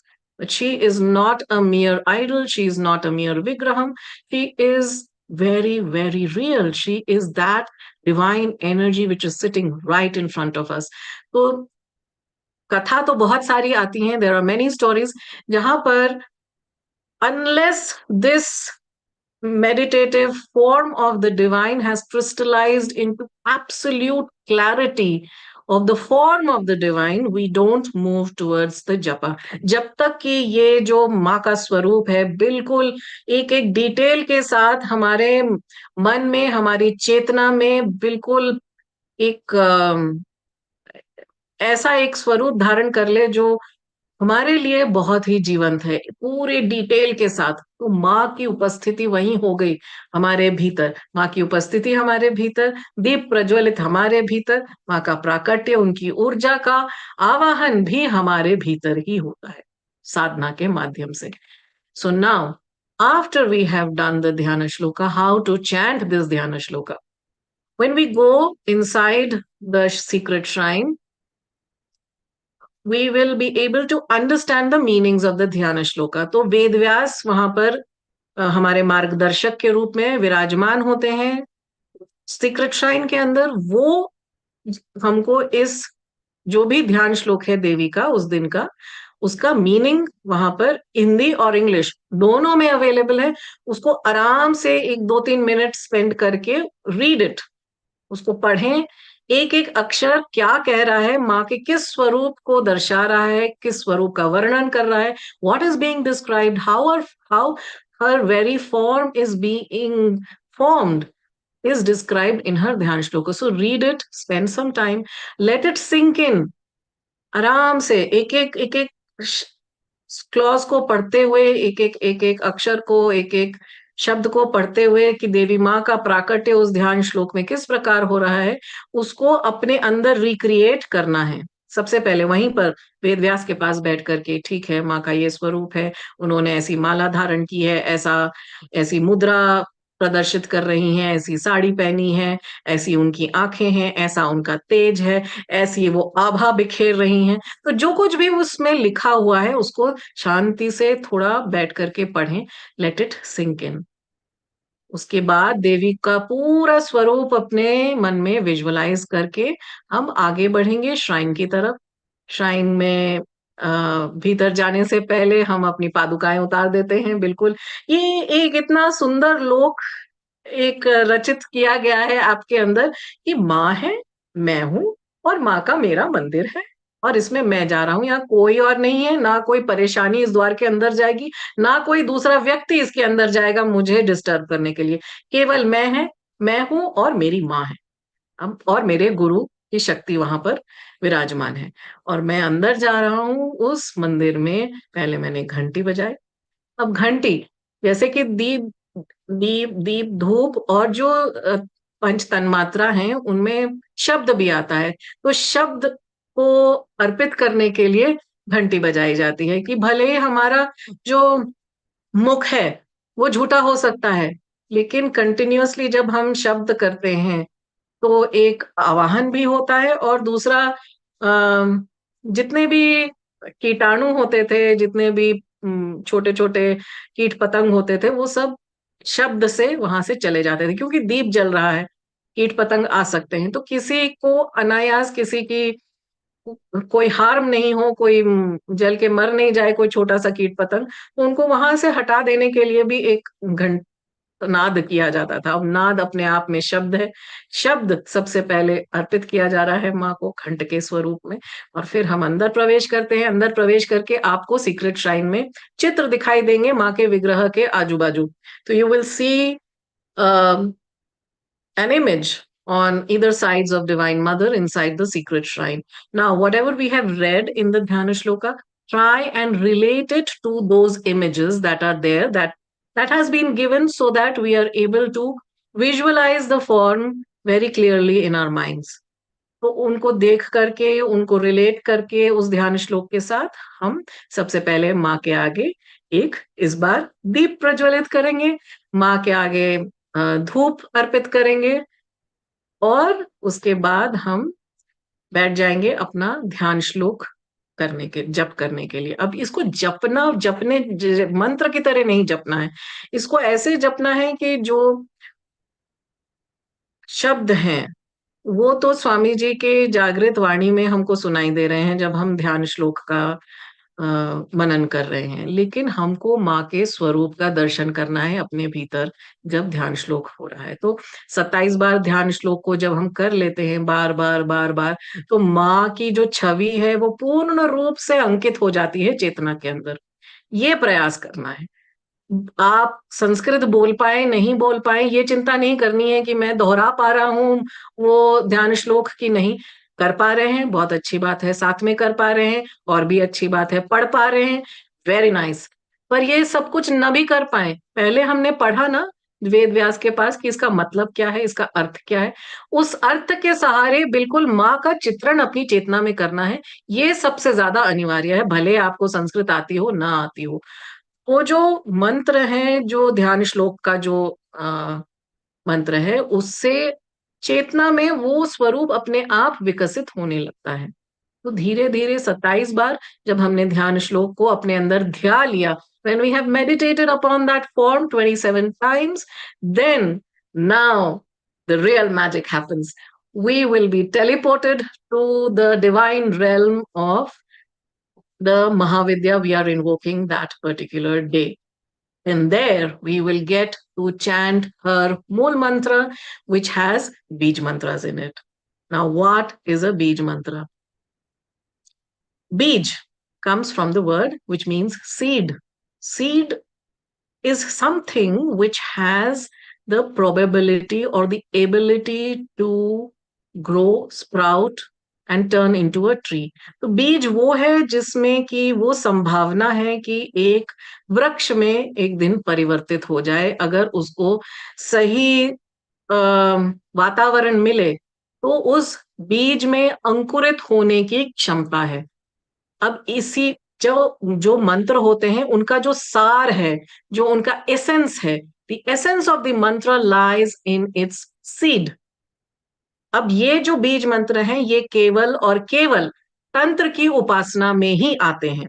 वैदिक मंत्रों में बीज मंत्रों का कोई काम नहीं है। और ये बीज मंत्र कहाँ से आते हैं? जो हमारे संस्कृत की वर्णमाला है, जो कि स्वामी जी जैसे बताते हैं कि वो जो ब्राह्मी लिपि से आई है उसमें जो आ ई ई उ करके जितने भी अक्षर हैं, इन अक्षरों से बीज मंत्र बनते हैं जब उनके आगे अनुस्वार या विसर्ग लगा दिया जाए। तो अक्षर से बीजाक्षर बनते हैं जब उनमें एक मात्रा, एक विसर्ग या फिर एक अनुस्वार, एक डॉट या फिर वो जो double dot that you see in front of a letter turns it into a Bijakshar.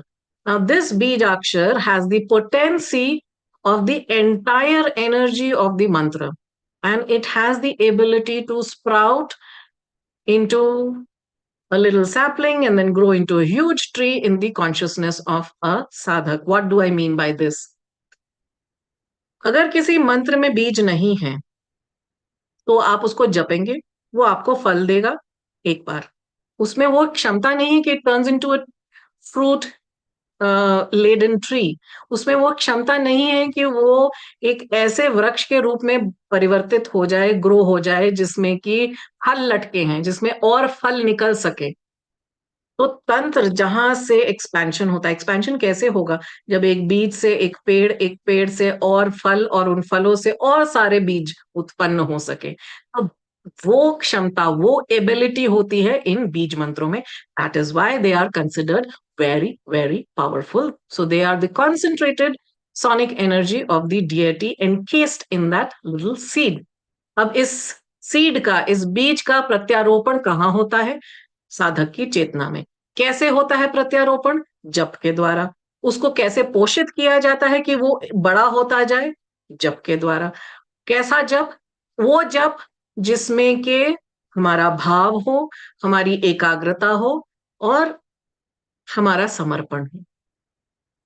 जप कैसे किया जाए? There is a way to do the japa rightly.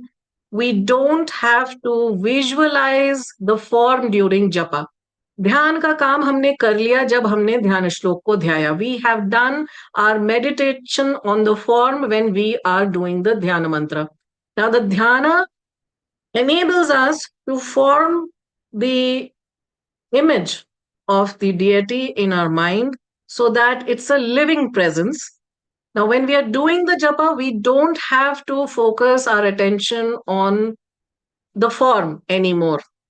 Our attention and our focus will only and only be on the sound of the mantra. How we have to do the japa? We have to recall the mantra syllable by syllable in our mind's eye. एक एक अक्षर को अपने मन के पटल पर प्रदर्शित करते हुए, जब तक कि पूरा मंत्र आपको अपने आंखों के सामने दिखाई, अक्षर अक्षर दिखाई देना न शुरू हो जाए, तब तक वो मंत्र की पुनरुक्ति न करना। उसी को कहते हैं, उस प्रयास को कहते हैं जप, कि एक एक अक्षर बिल्कुल आप रिकॉल कर रहे हैं अपने माइंड के अंदर। उस समय देवी के स्वरूप का ध्यान नहीं करना है। ध्यान पहले करना है। ध्यान के बाद अब हम मंत्र के देवता के मांत्रिक स्वरूप का आवाहन कर रहे हैं। तो मांत्रिक स्वरूप जो है वो एक ध्वनि से बना हुआ स्वरूप है, इसलिए केवल और केवल ध्वनि पर ही ध्यान केंद्रित करना है। और स्वामी जी यहाँ पर बताते हैं हमको कि जो जो बीज मंत्र है वो सीड है, जो पूरा मंत्र है वो एक पूर्ण वृक्ष के रूप में जब जप के द्वारा जब हमारी साधना से वो सीड एक वृक्ष बन जाता है, उसका स्वरूप है। और जो फ्रूट है, जो फल है इस सब का, वो हमारे आध्यात्मिक अनुभूति के रूप में प्रकट होता है।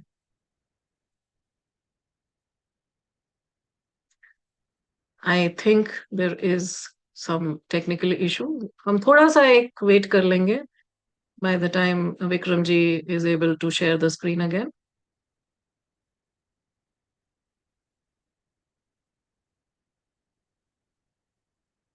Right. So we have seen what is a Bij mantra and how it is to be chanted. Now we will hear this in Swamiji's voice, how a chanting is to be done.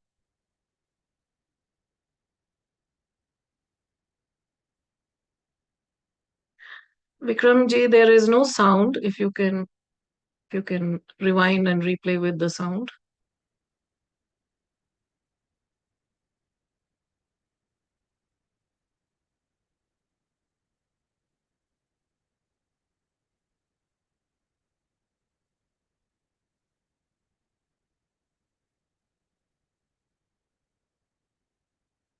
Sound.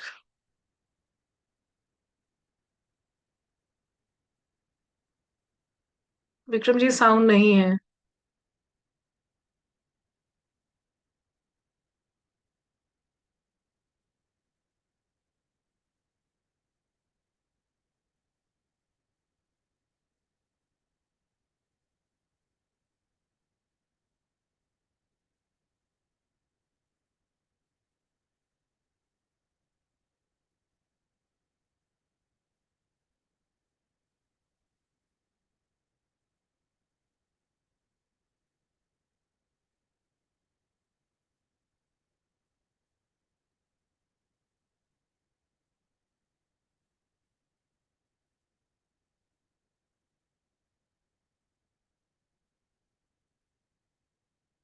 Maybe you need to unmute yourself.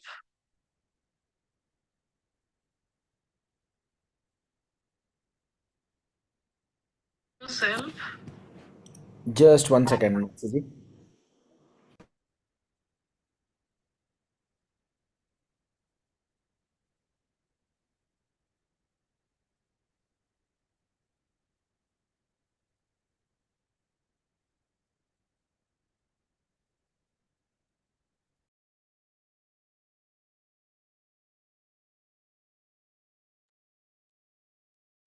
No sound.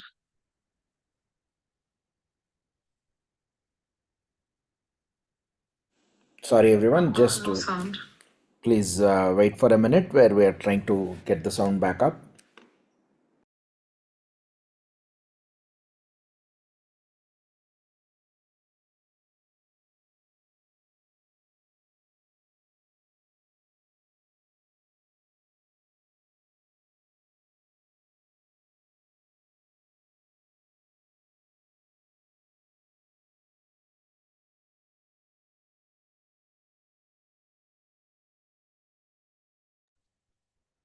हमने ध्वनि की बात की तो यहाँ ध्वनि लुप्त हो गई। We have to pray to Divine Mother.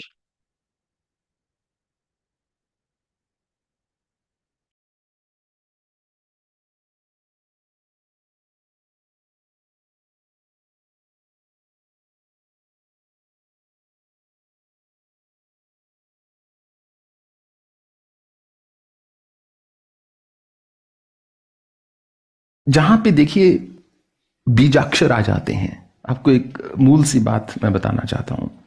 जहां पर भी बीजाक्षर आ जाते हैं, बीजाक्षर यानी कि सबसे जो मूल बीजाक्षर हैं, जो हमारी ब्राह्मी लिपि है जिससे कि देवनागरी लिपि बनी, अ जो मात्राएं हैं अ आ ई उ ए ओ इत्यादि, एंड देन क ख ग तक, अंत तक, क्ष तक, ब्राह्मी लिपि में क्ष नहीं है। जहां जहां ये मात्राएं, जहां जहां ये अक्षर आते हैं या मात्राएं आती हैं, जब इनके ऊपर अनुस्वार लग जाता है या इनके आगे विसर्ग लग जाता है तो वो बीजाक्षर का स्वरूप ले जाते हैं। सो कंग खंग गंग गंग इत्यादि। क ख ग घ बीजाक्षर नहीं है, कंग खंग गंग गंग बीजाक्षर है। अब बीजाक्षर जो है वो सारे के सारे तंत्र की उपासना में आते हैं। बीजाक्षरों का वैदिक साधना में कोई महत्व नहीं है, कोई प्रक्रिया नहीं है इनकी। यदि आप सवितुर गायत्री का मंत्र देखें, ओम भूर्भुवः स्वः, या सीधा वेद में से उठाएं तो तत्सवितुर्वरेण्यं भर्गो देवस्य धीमहि धियो यो नः प्रचोदयात्, इसमें कोई बीजाक्षर नहीं है कहीं पर भी। या आप जो श्री सूक्तम का हम जप करते हैं, आराधना करते हैं, या पूरा का पूरा रुद्रम जो है, कहीं पर भी आपको बीजाक्षर नहीं मिलेगा। बीजाक्षर उत्पन्न हुए तंत्र में, जिनका कि विवरण मिलता है सबसे पहले अथर्ववेद में। तो जहां पर भी बीजाक्षर आ जाते हैं, अब जैसे ओम गंग गणपतये नमः है, तो भगवान गणपति का ग से शुरू हुआ तो उसी का हमने बीजारोपण कर लिया। कहीं ना कहीं किसी ने सोचा कि यदि मेरे पास हाथ में एक आम है, मैंगो, और उस आम को यदि मैं कहीं जमीन में डाल दूं तो शायद आम जैसा ही कुछ उत्पन्न होगा। फिर उन्होंने विचार करके देखा कि यदि मैं आम को छील दूं और सिर्फ बीज की गुठली ले लूं और उसको डाल दूं तो वृक्ष के पैदा होने के, एक पौधे के उत्पन्न होने के जो संभावना है उसकी वो बहुत बढ़ जाती है। तो बीजाक्षर क्या है? मूलतः जो मंत्र होता है उसका हमने पूरा ऊपर से स्किन उतार दिया, छिलक उतार दिया, उसका गुदा उतार दिया, सब कुछ उतार दिया, केवल और केवल हमने बीज को रख लिया, उससे बीजाक्षर बने हैं। फिर हमने उस बीज का रोपण कर दिया, जो कि मनुष्य की चेतना में किया जाता है। वो किया जाता है न्यास के साथ और मंत्रों के जागरण के साथ।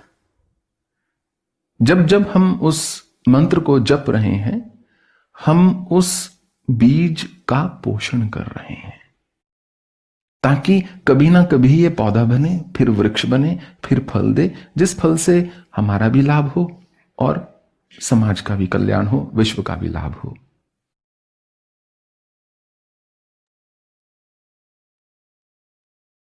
Okay, so we've heard it in his voice. The bij, therefore, is something that has the ability to grow into a full-fledged tree and one day give us fruits that will help us and help everybody around us, for the well-being of everyone around us. Now, why chant the Bij mantra? This is a question that comes in our minds because what is that we are going to gain out of this? Now, when we do a chanting of Bij mantra, there are 4 things primarily that again happen.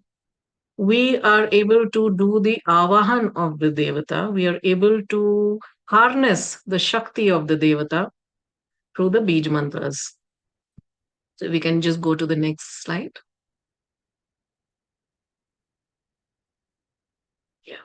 So according to tantric traditions, the essence or the mool of any mantra is contained in the bij or the seed of the mantra. तो किसी भी मंत्र का जो मूल है वो उसके बीज में है, जिससे कि पूरा मंत्र उत्पन्न हो सकता है। पूरे मंत्र की शक्ति जिसमें समाहित है वो है बीज। It also contains the ability to activate and stimulate the subtle energy channels, जो हमारे शरीर के भीतर सूक्ष्म नाड़ियां हैं जिसमें कि शक्ति का प्रवाह हो रहा है, उन सबको सक्रिय करने की क्षमता इस बीज मंत्र में होती है।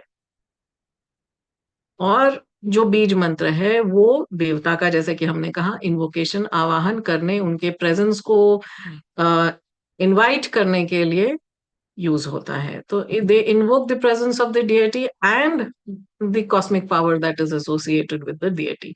And now the seed, it is a very DNA of the mantra which can turn into a fruit bearing tree, like how Swamiji explained. Now, next we will see how to chant a mantra, which I had just explained in Hindi. While we are doing the japa, we have to only and only focus on the sound, the mantra. So we will hear this in again Swamiji's voice.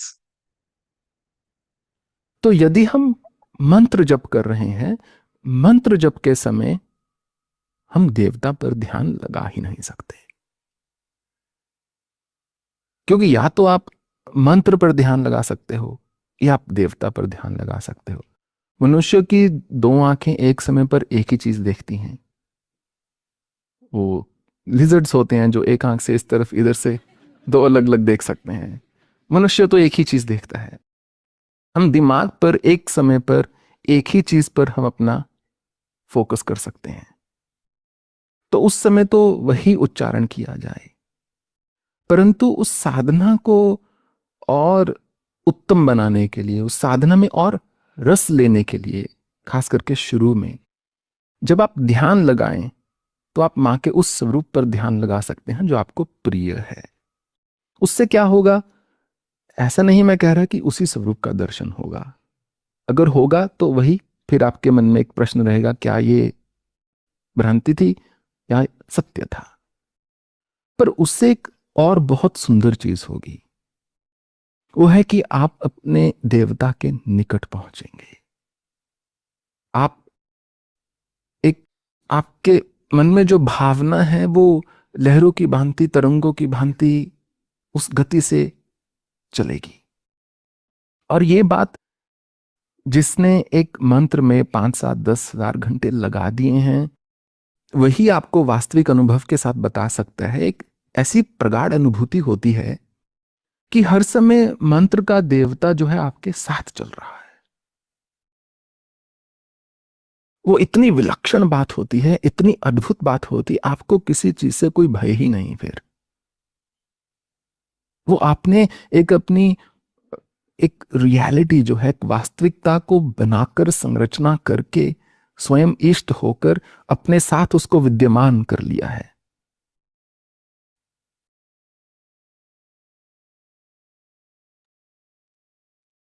So he says very beautifully that when we are doing dhyana, we should only do dhyana. And when we are doing japa, we must only focus on the sound of the mantra. What happens with this is that a beautiful form has created that bhav in us, has connected us to the deity. And now when we do the japa, it is going to become much more immersive, much more productive, and much more effective. So first we will be doing the dhyana of the form of the deity, and then we will be doing the japa by recalling the mantra syllable by syllable, focusing on the sound of the mantra in our mind's eye. Now we don't have to worry about how are we going to chant the Bij mantras. The Bij mantras are all available in the Jagrit Vani, in the sound that has been given by the chant that has been given by Swamiji himself. So we have to chant with him by recalling the syllables of the mantra one by one in our mind's eye and focus on the sound of the mantra. So this keeps our focus intact when we are trying to recall the mantra syllable by syllable. It doesn't allow the mind to vary of in different directions, because it's a common hurdle that everybody faces, and the mind tends to go on its own world trip. While we are doing our japa, you may be thinking of what has to be done in the office tomorrow, or what are the chores that I have to do after this japa. To prevent that and to keep our focus, the way is to focus on the sound of the mantra by recalling one by one each syllable of the mantra. So unless you imagine that your mind is like a chalkboard, a blackboard, and the mantra is appearing in your mind's blackboard letter by letter, written on that blackboard. So unless it has come there in a written form, we don't go to the next one. So that is something that comes with practice. It will not start happening instantly. We have to practice. We have to get into the mode of doing the japa rightly. It's not just chanting just uttering the mantra recklessly. It has to have that quality of absolute one-pointed concentration on the sound of the mantra. Only then we start to begin harnessing its energy. Now, what is a Jagrat mantra? A lot of people had this question while we were doing the Maharudra sadhana, that ये Jagrat mantra क्या होता है?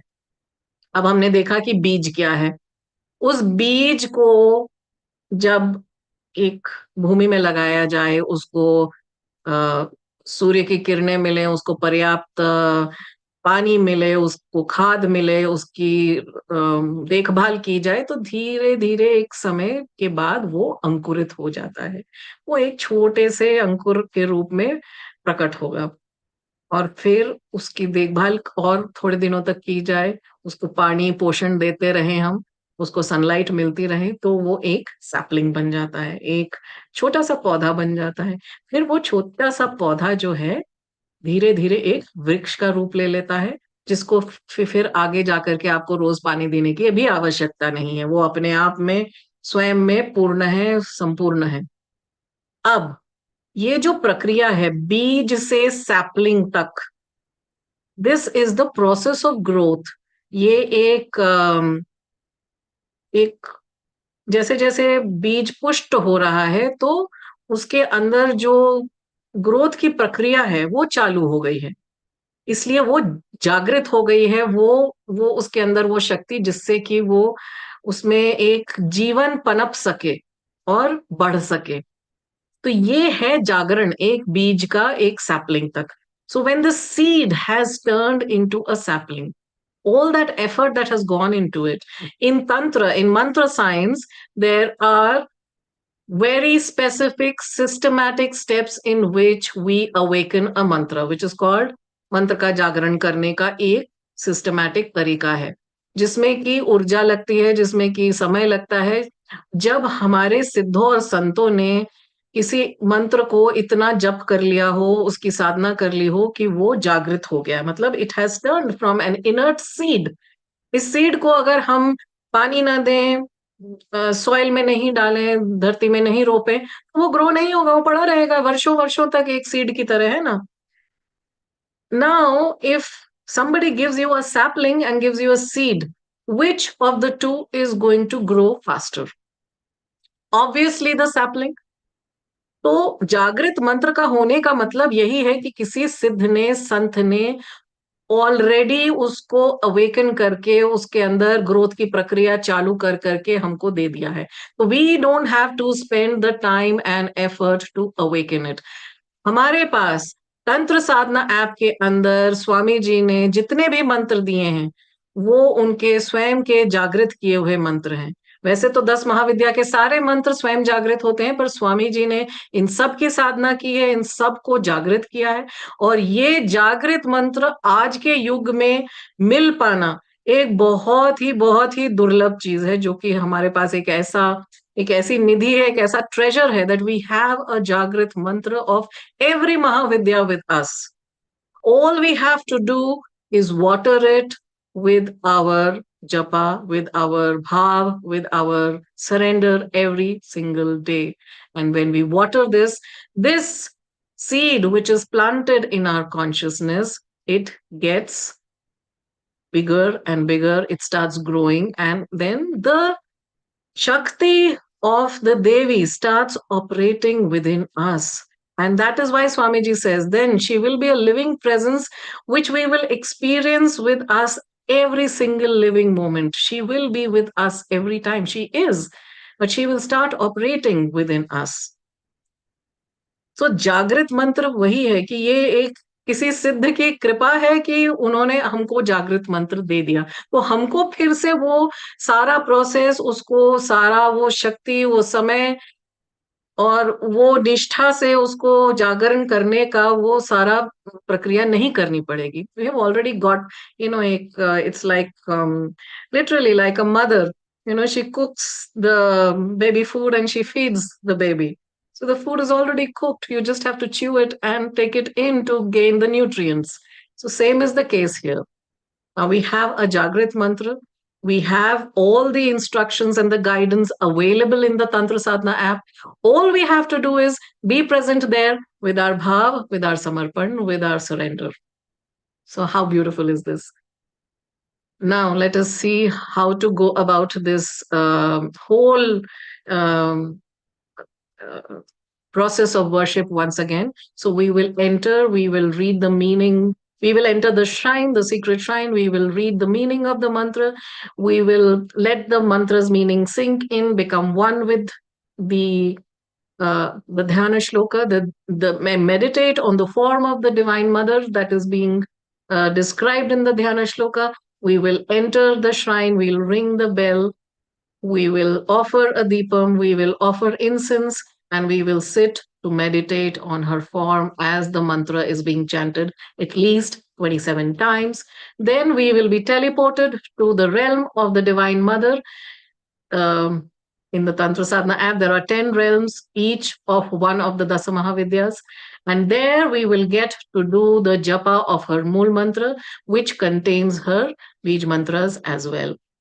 Now, every single day, in the WhatsApp group of the Tantra Circle, we will also be sharing what these Bij mantras mean in essence. I mean, there is per se no meaning of a Bij mantra. For example, if I say the word Ma, it doesn't mean anything, but mother knows that she is being called by a child when the child calls Ma.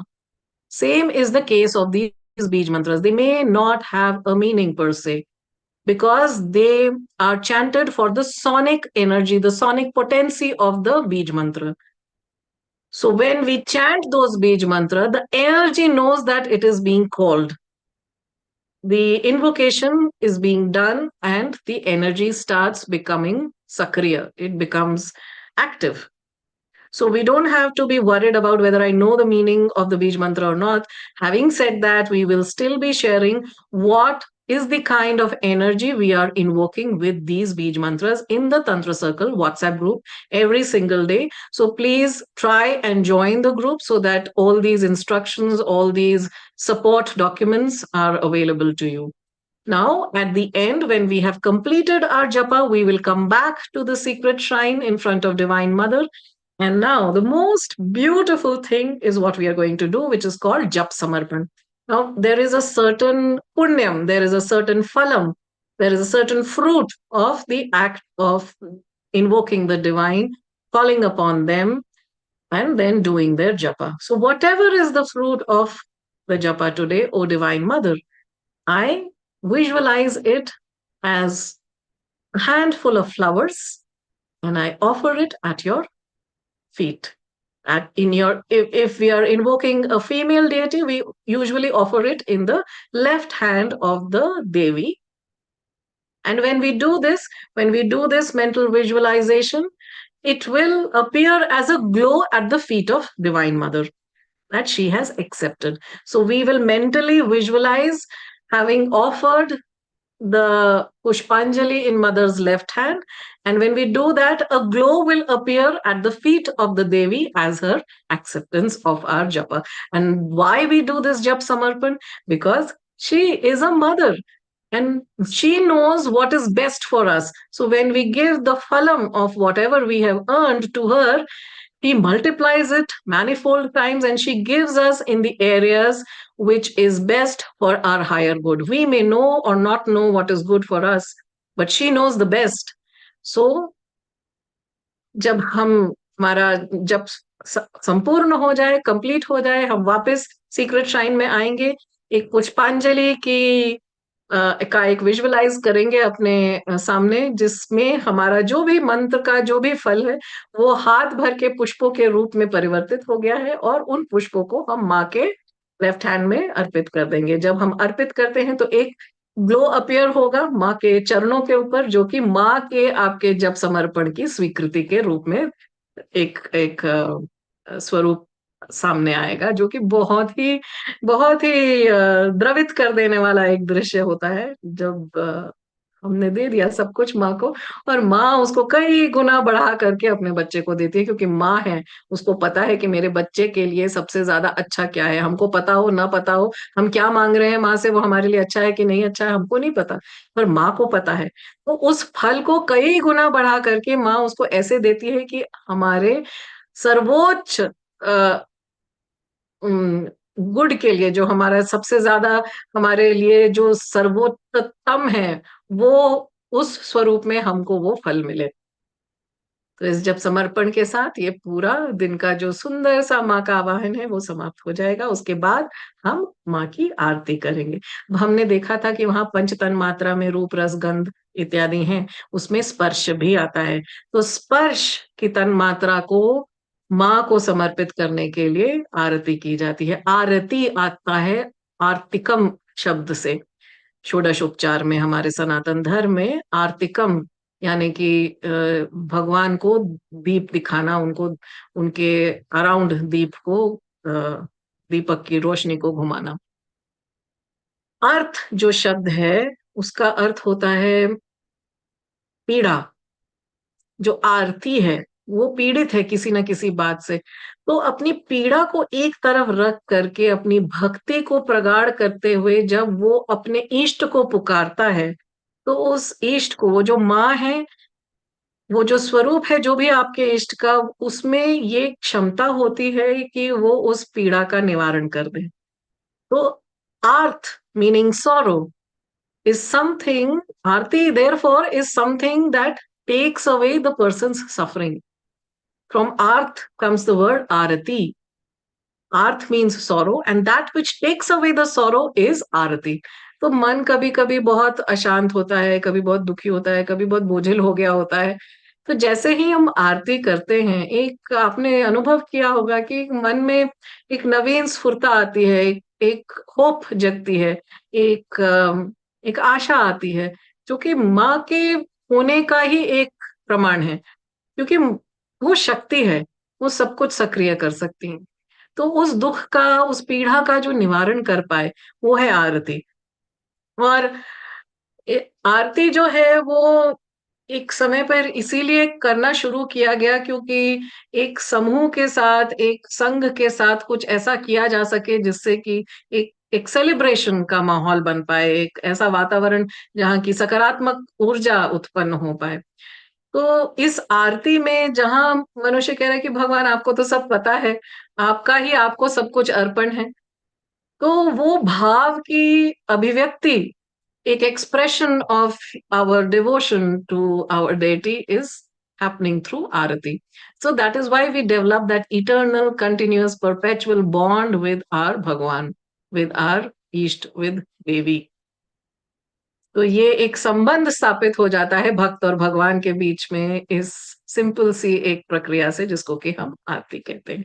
तो इस आरती से ही इस पूरे क्रम का हम समापन करेंगे प्रतिदिन। तो एक बार फिर से मैं पुनः दोहराऊं कि क्या क्या नए फीचर हमारे पास इस बार सीक्रेट श्राइन में आए हैं। हमारे पास दीप है, धूप है माँ को ऑफर करने के लिए। We have deepam and dhoopam which we will be offering to divine mother every single day.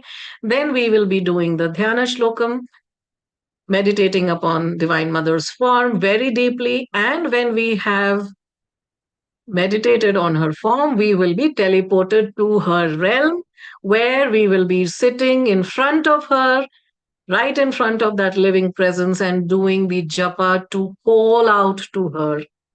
We will be, after finishing the japa, we will come back to the secret shrine, and there we will be offering our jap samarpan. We will be offering our the fruits of our japa to divine mother, and there will be a beautiful golden glow at her feet accepting our japa.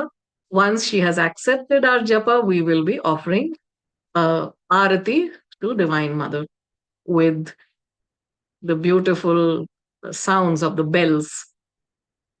So it's a very, very complete and beautiful sequence of invoking Divine Mother. So we'll just see a very quick demo of this worship inside the app so that we are very well versed and prepared for invoking her from the 18th of March, 12 a.m. in the night. The secret shrine is going to open.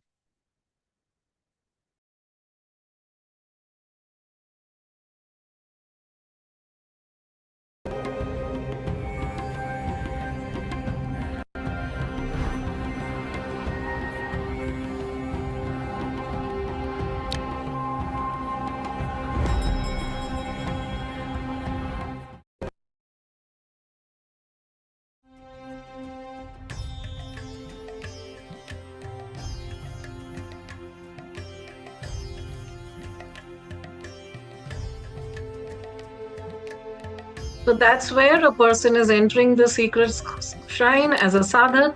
You can ring the bell before you enter.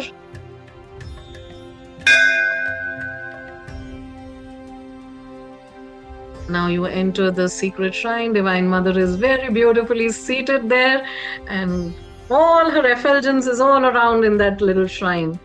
So this little shrine is there in the app, but it's there within us. And there, a little glow is there where we'll pick up the deepa from there.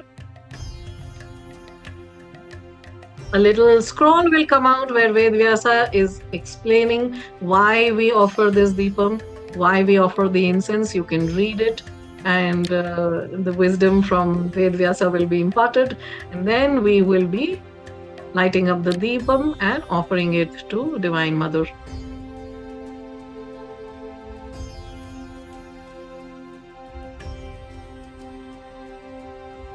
You tap onto it and the lamp gets lit in front of her. So ये मेरा मंदिर है जहां मैंने दीप प्रज्वलित किया माँ के आगे. तो कितना सुंदर है. इसके बाद हम माँ के आगे अगरबत्ती अर्पित करेंगे. तो गंध जैसे समर्पित करते हैं माँ के आगे, बिल्कुल वैसे ही. So Ramakrishna Paramahansa used to say, every sadhak is a priest of his own temple, and that temple is within. And this is exactly what we are doing. And now we sit down to do her dhyanam. We pay obeisances to her and we sit down there on the mat. We may chant the dhyana shloka 27 times minimum, to make sure that we have meditated upon the form of Divine Mother of the day.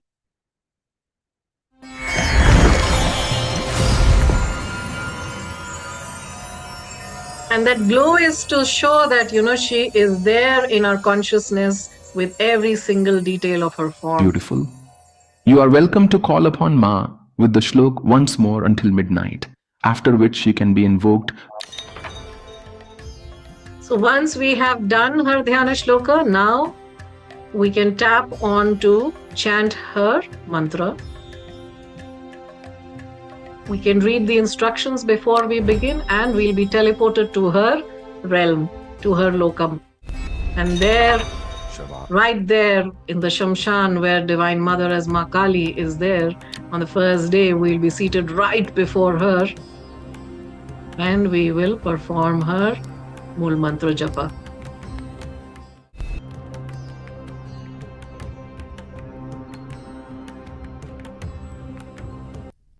After we have completed the japa, we'll come back to the secret shrine.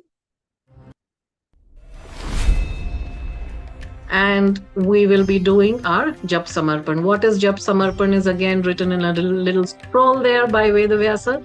You can read and go through it. And then offer the fruits of your japam to Divine Mother, and her acceptance is there with the glow at her feet. Now, if you want, you can offer some dakshina, because dakshina is an inseparable part of worship in Sanatan Dharma. So if you want, although the app is absolutely free, if you want, you can offer some dakshina and then do the arati. So when we are holding it, the sparsh tanmatra is right there, and we are waving the lamp all around Divine Mother with the sounds of the bell. So the Pancha Tattvam with which we are made, the pure elements are offered to Divine Mother.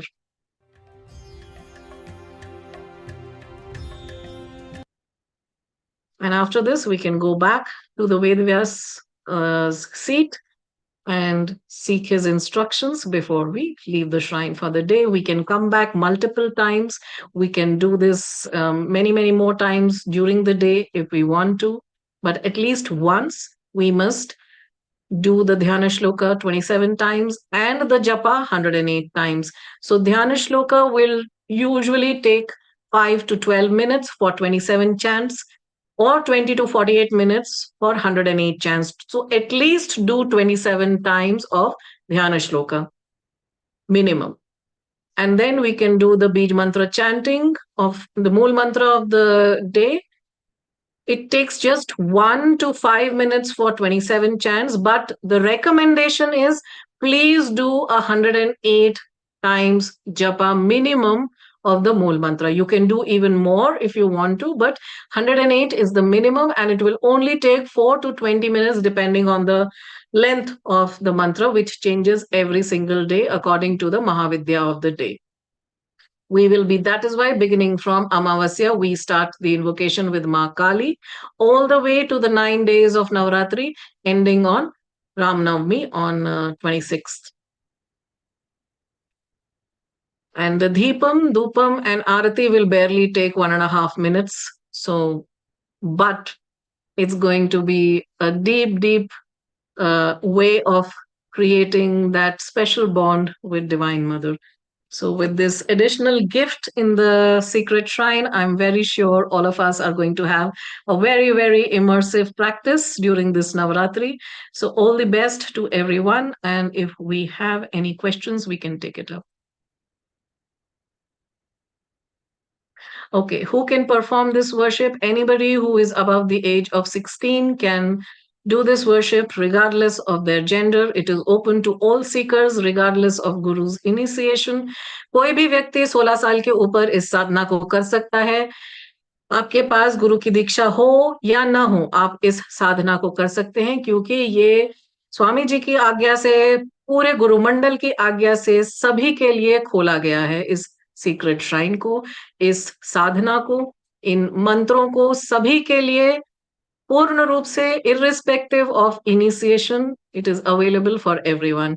Whether you are a householder or a homemaker or a sannyasi or whoever you are, you can do this sadhana.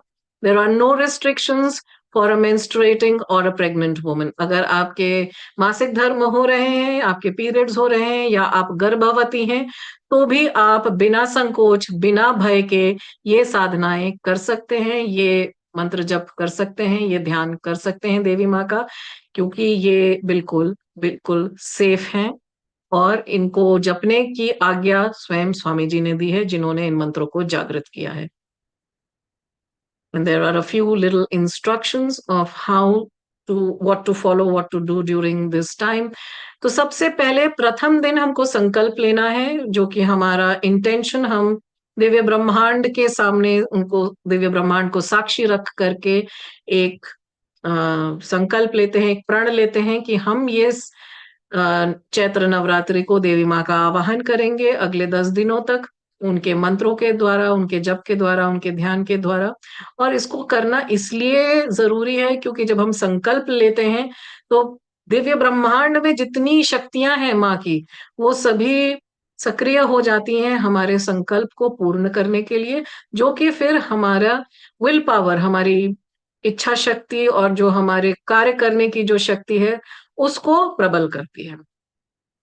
सो ये संकल्प कैसे लेना है, इसका कि जो भी instructions हैं हिंदी और इंग्लिश में, तंत्र सर्कल ग्रुप का जो व्हाट्सएप ग्रुप है, जो हमारे ईमेलर्स हैं, उसके थ्रू हम आप तक पहुंचा देंगे इसको प्रतिदिन. ये संकल्प केवल फर्स्ट डे लेना है, प्रतिदिन नहीं लेना है. Only on the first day of your sadhana you have to take the sankalp, and it will be, the instructions will be made available in the Tantra Circle WhatsApp group and through the emailers. आप पूर्वमुखी होकर, उत्तरमुखी होकर के या उत्तर पूर्वी मुखी होकर के इस साधना को कर सकते हैं. You can face north, northeast or east while doing your sadhana. You can preferably do your sadhana. It's recommended that you do after 6 p.m. in the night time, क्योंकि माँ जो है वो रात्रि का स्वरूप है, शिव जो है वो दिन का स्वरूप माने जाते हैं तंत्र में। शिव की जो ऊर्जा है, तो रात्रि के समय माँ का आवाहन करना श्रेयस्कर होता है तंत्र में।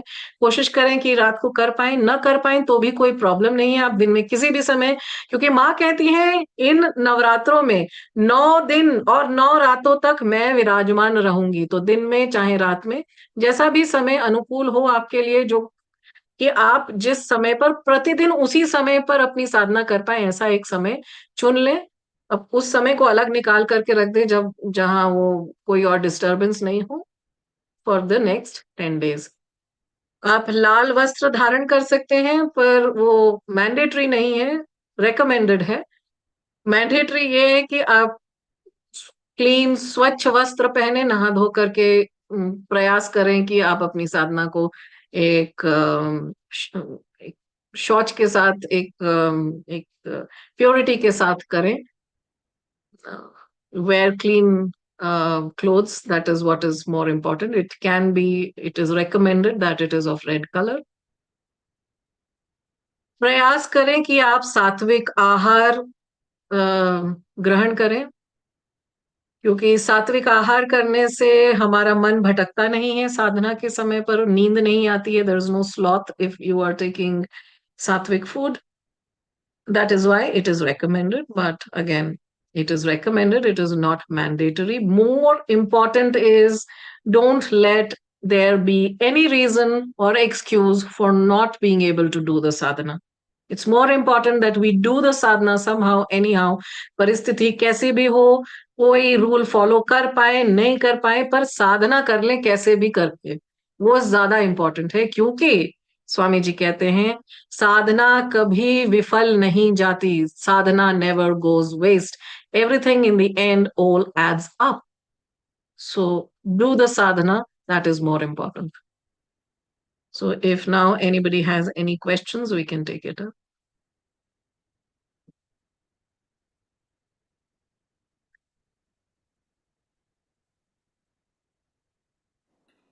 Thank you, Mansiji. Yes, some questions have come from sadhaks. I will quickly go through them. Is Om a Bij mantra, Mansiji? Om is also a Bij mantra, which is the pranav, and is the first primordial sound which has come from Shiva's Damru Nad, from which all the sounds have come. And in sadhana, in Shakti sadhana, there is a Shakti pranav, a Shakta pranav, which is Ringkar. The seed syllable ring is the Shakta pranav. So we will be using a lot of this Bij mantra in our chantings in the 10 days of sadhana that we do. And what it relates to and the deeper meaning of all of this will be shared every single day in the WhatsApp groups of the Tantra Sadhana app and also on the emailers. So this is an additional support by the Tantra Sadhana team that is being made available for all the sadhaks who take up this sadhana. And thank you so much, Mansiji. One more question is, sadhaks read some of the Bij mantras, for example, Ma Lakshmika as stream and in return, but then someplace else it will be mentioned as string. What is the correct way to pronounce the Bij mantra? So that ma in English that you see, if you look at the way it is written and spelled in Devanagari, in the Hindi script, there is a dot on top of the mantra. That dot is an anuswar. Now, anuswar is a nasal sound. It's a soft nasal sound, like how we say the word ma. It is not mam, it is not mang, it is ma. That nasal sound is that anuswar. Now, similarly, in the Bij mantra of Ma Lakshmi, the sound, the ma is pronounced with that nasal sound. If I were to write in English, that ng, that nasal m is equal to ng, that nasal sound, if not anything else.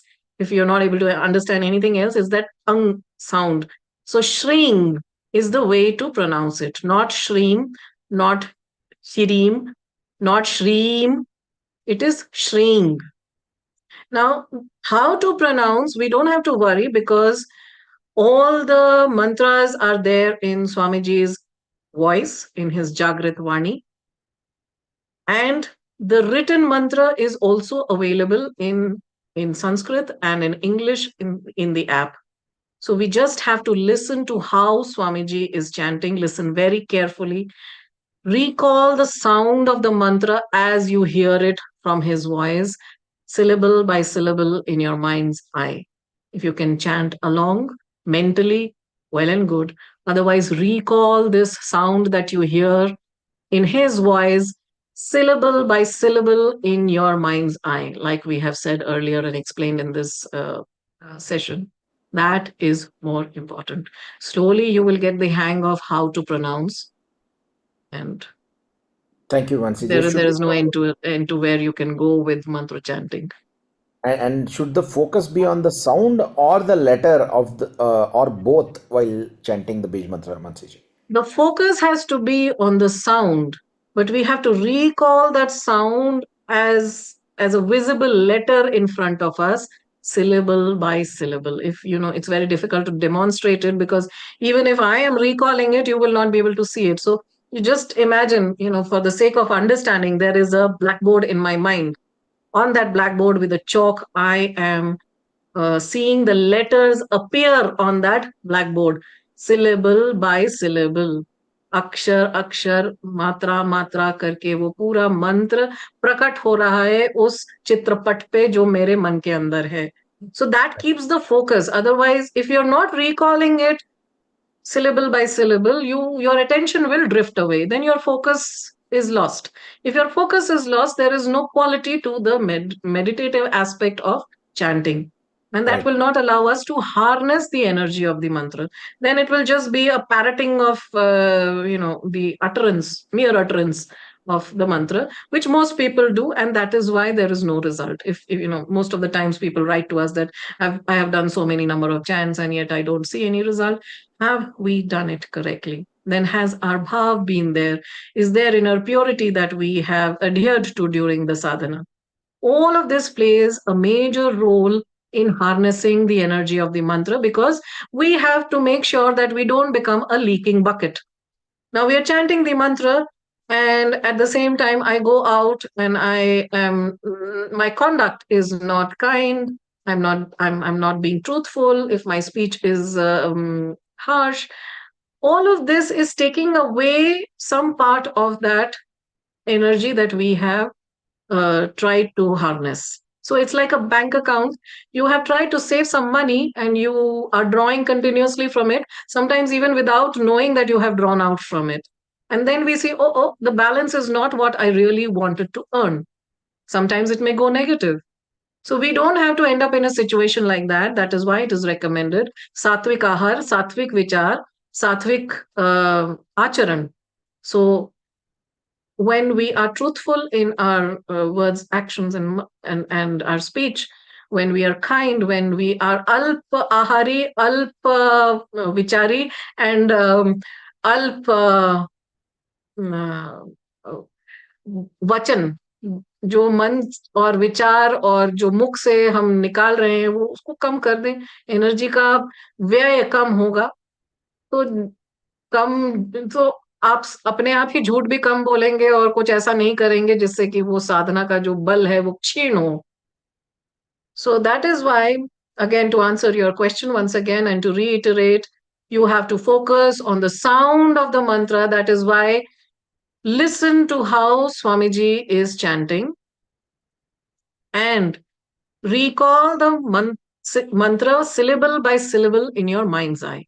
That's what you have to do. If you can chant along while recalling, well and good. If you can't, no problem. Listen to the sound, focus on the sound, recall that mantra in your mind's eye. That is what is known as manasik japa or mental chanting. When you do vachik japa, you are chanting aloud. When you're doing mansik japa, you are recalling the mantra syllable by syllable in your mind's eye. And what is suggested, Mansiji? Should we do Mansik or Vachik? If now see here, the recommendation is a minimum of 108 times. So the count is less. We can do a Mansik Japa. When we do longer chants, let's say I want to do 10 malas, maybe we can maintain our focus, because when we are doing this now, it's very exhausting to do a Manasik Japa when you have to recall it mentally one by one, syllable by syllable. It's very exhausting. Uh, only someone who has done it will be telling you this. It's very tiring. So sometimes our focus tends to dilute and shift, or we become very tired. Now, just to keep that lucidity of that japa intact, you can alternate. You can maybe do 2 malas of Mansik japa in the beginning and then do 1 mala of Vachik japa. Go back to Mansik, then again do maybe 1 round of Vachik. This is only in the beginning. As your practice deepens, you will mostly be doing a Manasik japa. Once in a while, you may do a Vachik japa. And then you will get the hang of, with a lot of practice, to stay put with your focus in Mansik Japa. Thank you, And Mansiji. then comes a time when you are no longer doing the japa, but the mantra is still chanting on in its own self for you, which is known as a japa jap. So there are 4 stages of japa. Vachik japa, Upanshu japa is when you are not uttering the sound vocally, but your lips are moving. So you are uttering it, meaning only you can hear what you are chanting. That is called Upanshu japa. And then is the 3rd stage of Mansik japa. The 4th stage is of Ajapa japa, which is almost being very close to Mantra Siddhi, when the mantra starts chanting for itself. How awesome would that be to experience? So, can sadhaks do Shav sadhana and Navratri sadhana together in the Tantra Of course you sadhana? can. So if you have done the 11 days of preliminary practice of opening the sadhana of Ma Kali in Ma Kali's realm, the sadhana will be open for you, and you can do it by all means during the Navratri period, along with this little set of steps that we need to follow inside the secret shrine, because that gives us the opportunity to invoke all the 10 Mahavidyas during this time, not just Ma Kali. And you can parallelly continue your sadhana of Ma Kali every single day, and even beyond the Navratri, because Ma Kali's Shava sadhana goes on for 40 days. So it will certainly be beyond the 9 days or Thank the you, 10 days. Mansiji. So, a sadhak is asking that they are a doctor and they don't have fixed time that they can perform the japa and the worship. Is it okay to do it at different times as and when the time becomes available? Okay, so now recommended is that we don't change our time. That is a recommended thing, because when we start invoking, we have taken a sankalpa and we start invoking, the energy of Divine Mother also is waiting for our invocation. That's the reason we say that. And then there is a certain aspect of discipline that comes when, at the same time, same place, every single day, again and again, we keep doing a certain practice. It inculcates a certain discipline in us. Having said that, it is more important, like I said, to do the sadhana in your given circumstances. Let no excuse come in between you and your sadhana. So if your working hours are such, your profession is such that demands you to be available at whatever time, and it may not be possible to sit every single day at the same time, do it at whatever time you are able to, in whichever place you are able to, because your phone will always be with you, no matter where you are, whether you're at home or anywhere else. Try, if possible, if you can keep your asan with you wherever you are, log into the app, get into the secret shrine, and invoke Divine Mother no matter where you are, what time of the day or night it is, whether it is the same time every day or not, irrespective. Invoke her, feel her energy, be with her. Because Divine Mother says in this 9 days, no din or no raat meri upasthithi rahegi. This is not something that I am saying. Divine Mother herself has said this in Durga Saptashati. कि इन 9 रातों में मैं 9 दिन और 9 रात साधक के साथ रहती हूँ. Thank you, Mansaji. And probably the sadhak can also take up the sankalpa that they in during the sankalpa itself Right. say So that they when will you're not be able taking to the do it. sankalpa there itself, you can, mention the conditions that as and when I get time every single day, I will invoke you. So that little adjustments you can make in your sankalpa and, announce your vow with that condition. Thank you, You may or may Mansaji. not be able to stick to the same time every day. Right. And important question that has come multiple times. Without guru or initiation, that people have heard that they should not chant the Bij mantra. How can one do it? Very good question. So all over the place on Instagram and on YouTube and all over the internet, people have ransacked the space with various videos saying, "Don't chant the Bij mantra. It is dangerous to do it. You cannot do it without a guru or without initiation." Let us understand why. There must be a reason, right? Why is it said that you should not chant Bij mantras without a guru?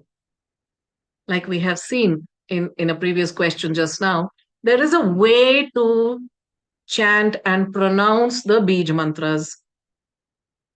There is a certain sonic energy we are trying to harness. Now, this has to come as instruction, as jnana, as um, a foolproof practice from someone who has mastered it. Unless that is there, there is a possibility of making a mistake. Now, a mistake doesn't mean that there is going to be some kind of a harm that comes forth. It only means that you may not get the result of your sadhana, which we don't want. Here we have a guru's instructions, a guru's permission, a a guru who has mastered all of these 10 Mahavidyas, who has had the darshan of Divine Mother, who is an adept, who is an absolute authority in permitting the usage of these mantras.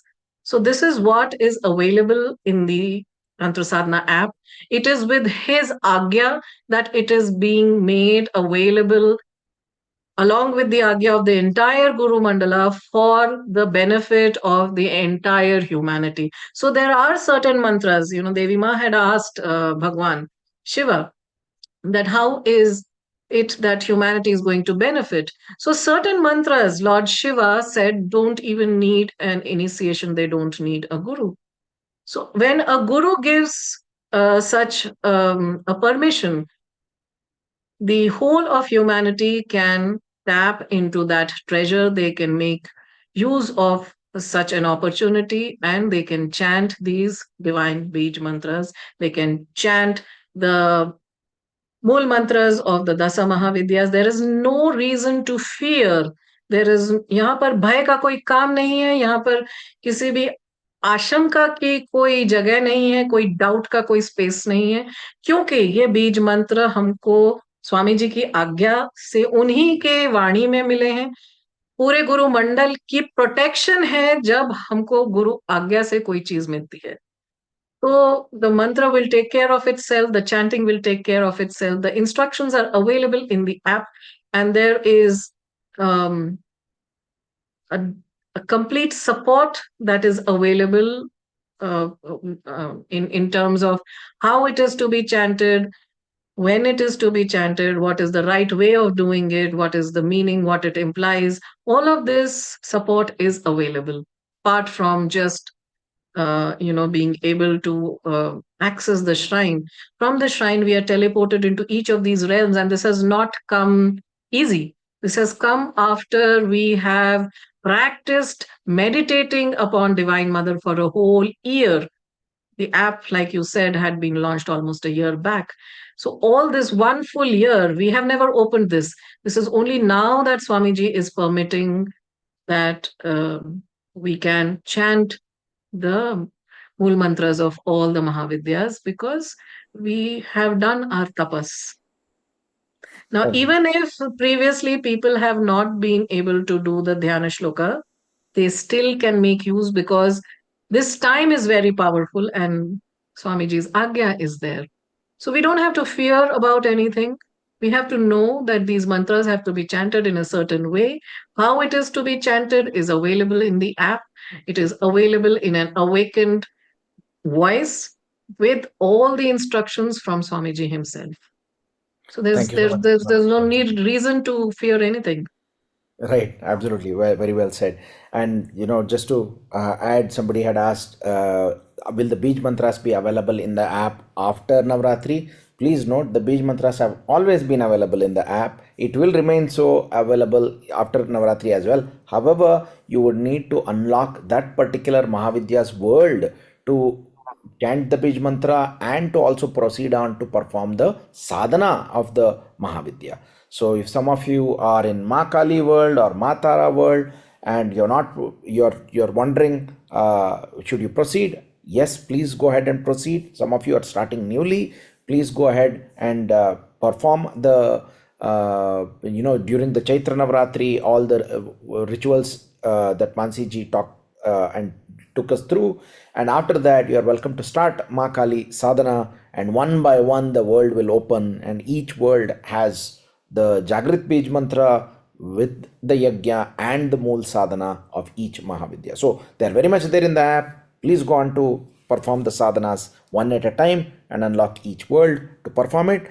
During these special occasions of Navratri, of course, we have the Ajna of and the permission to be able to enable the ability to perform these Bij Mantra chantings only during this secret shrine opening. Now, last question is on whether Mansiji, when recalling the Akshar, is it okay to look at the Akshar in Sanskrit or even a native language form, or is it important to look at it in the only way it's been written? You recall it with the sound. So if you are able to, recall the syllable in your own language, or it's preferable and is recommended that we do it in Sanskrit. I prefer it because, Sanskrit में जैसे बोलते हैं वैसे ही लिखते हैं. English is a language where all the phonetics are not available. So it may be, written with, if we are using IST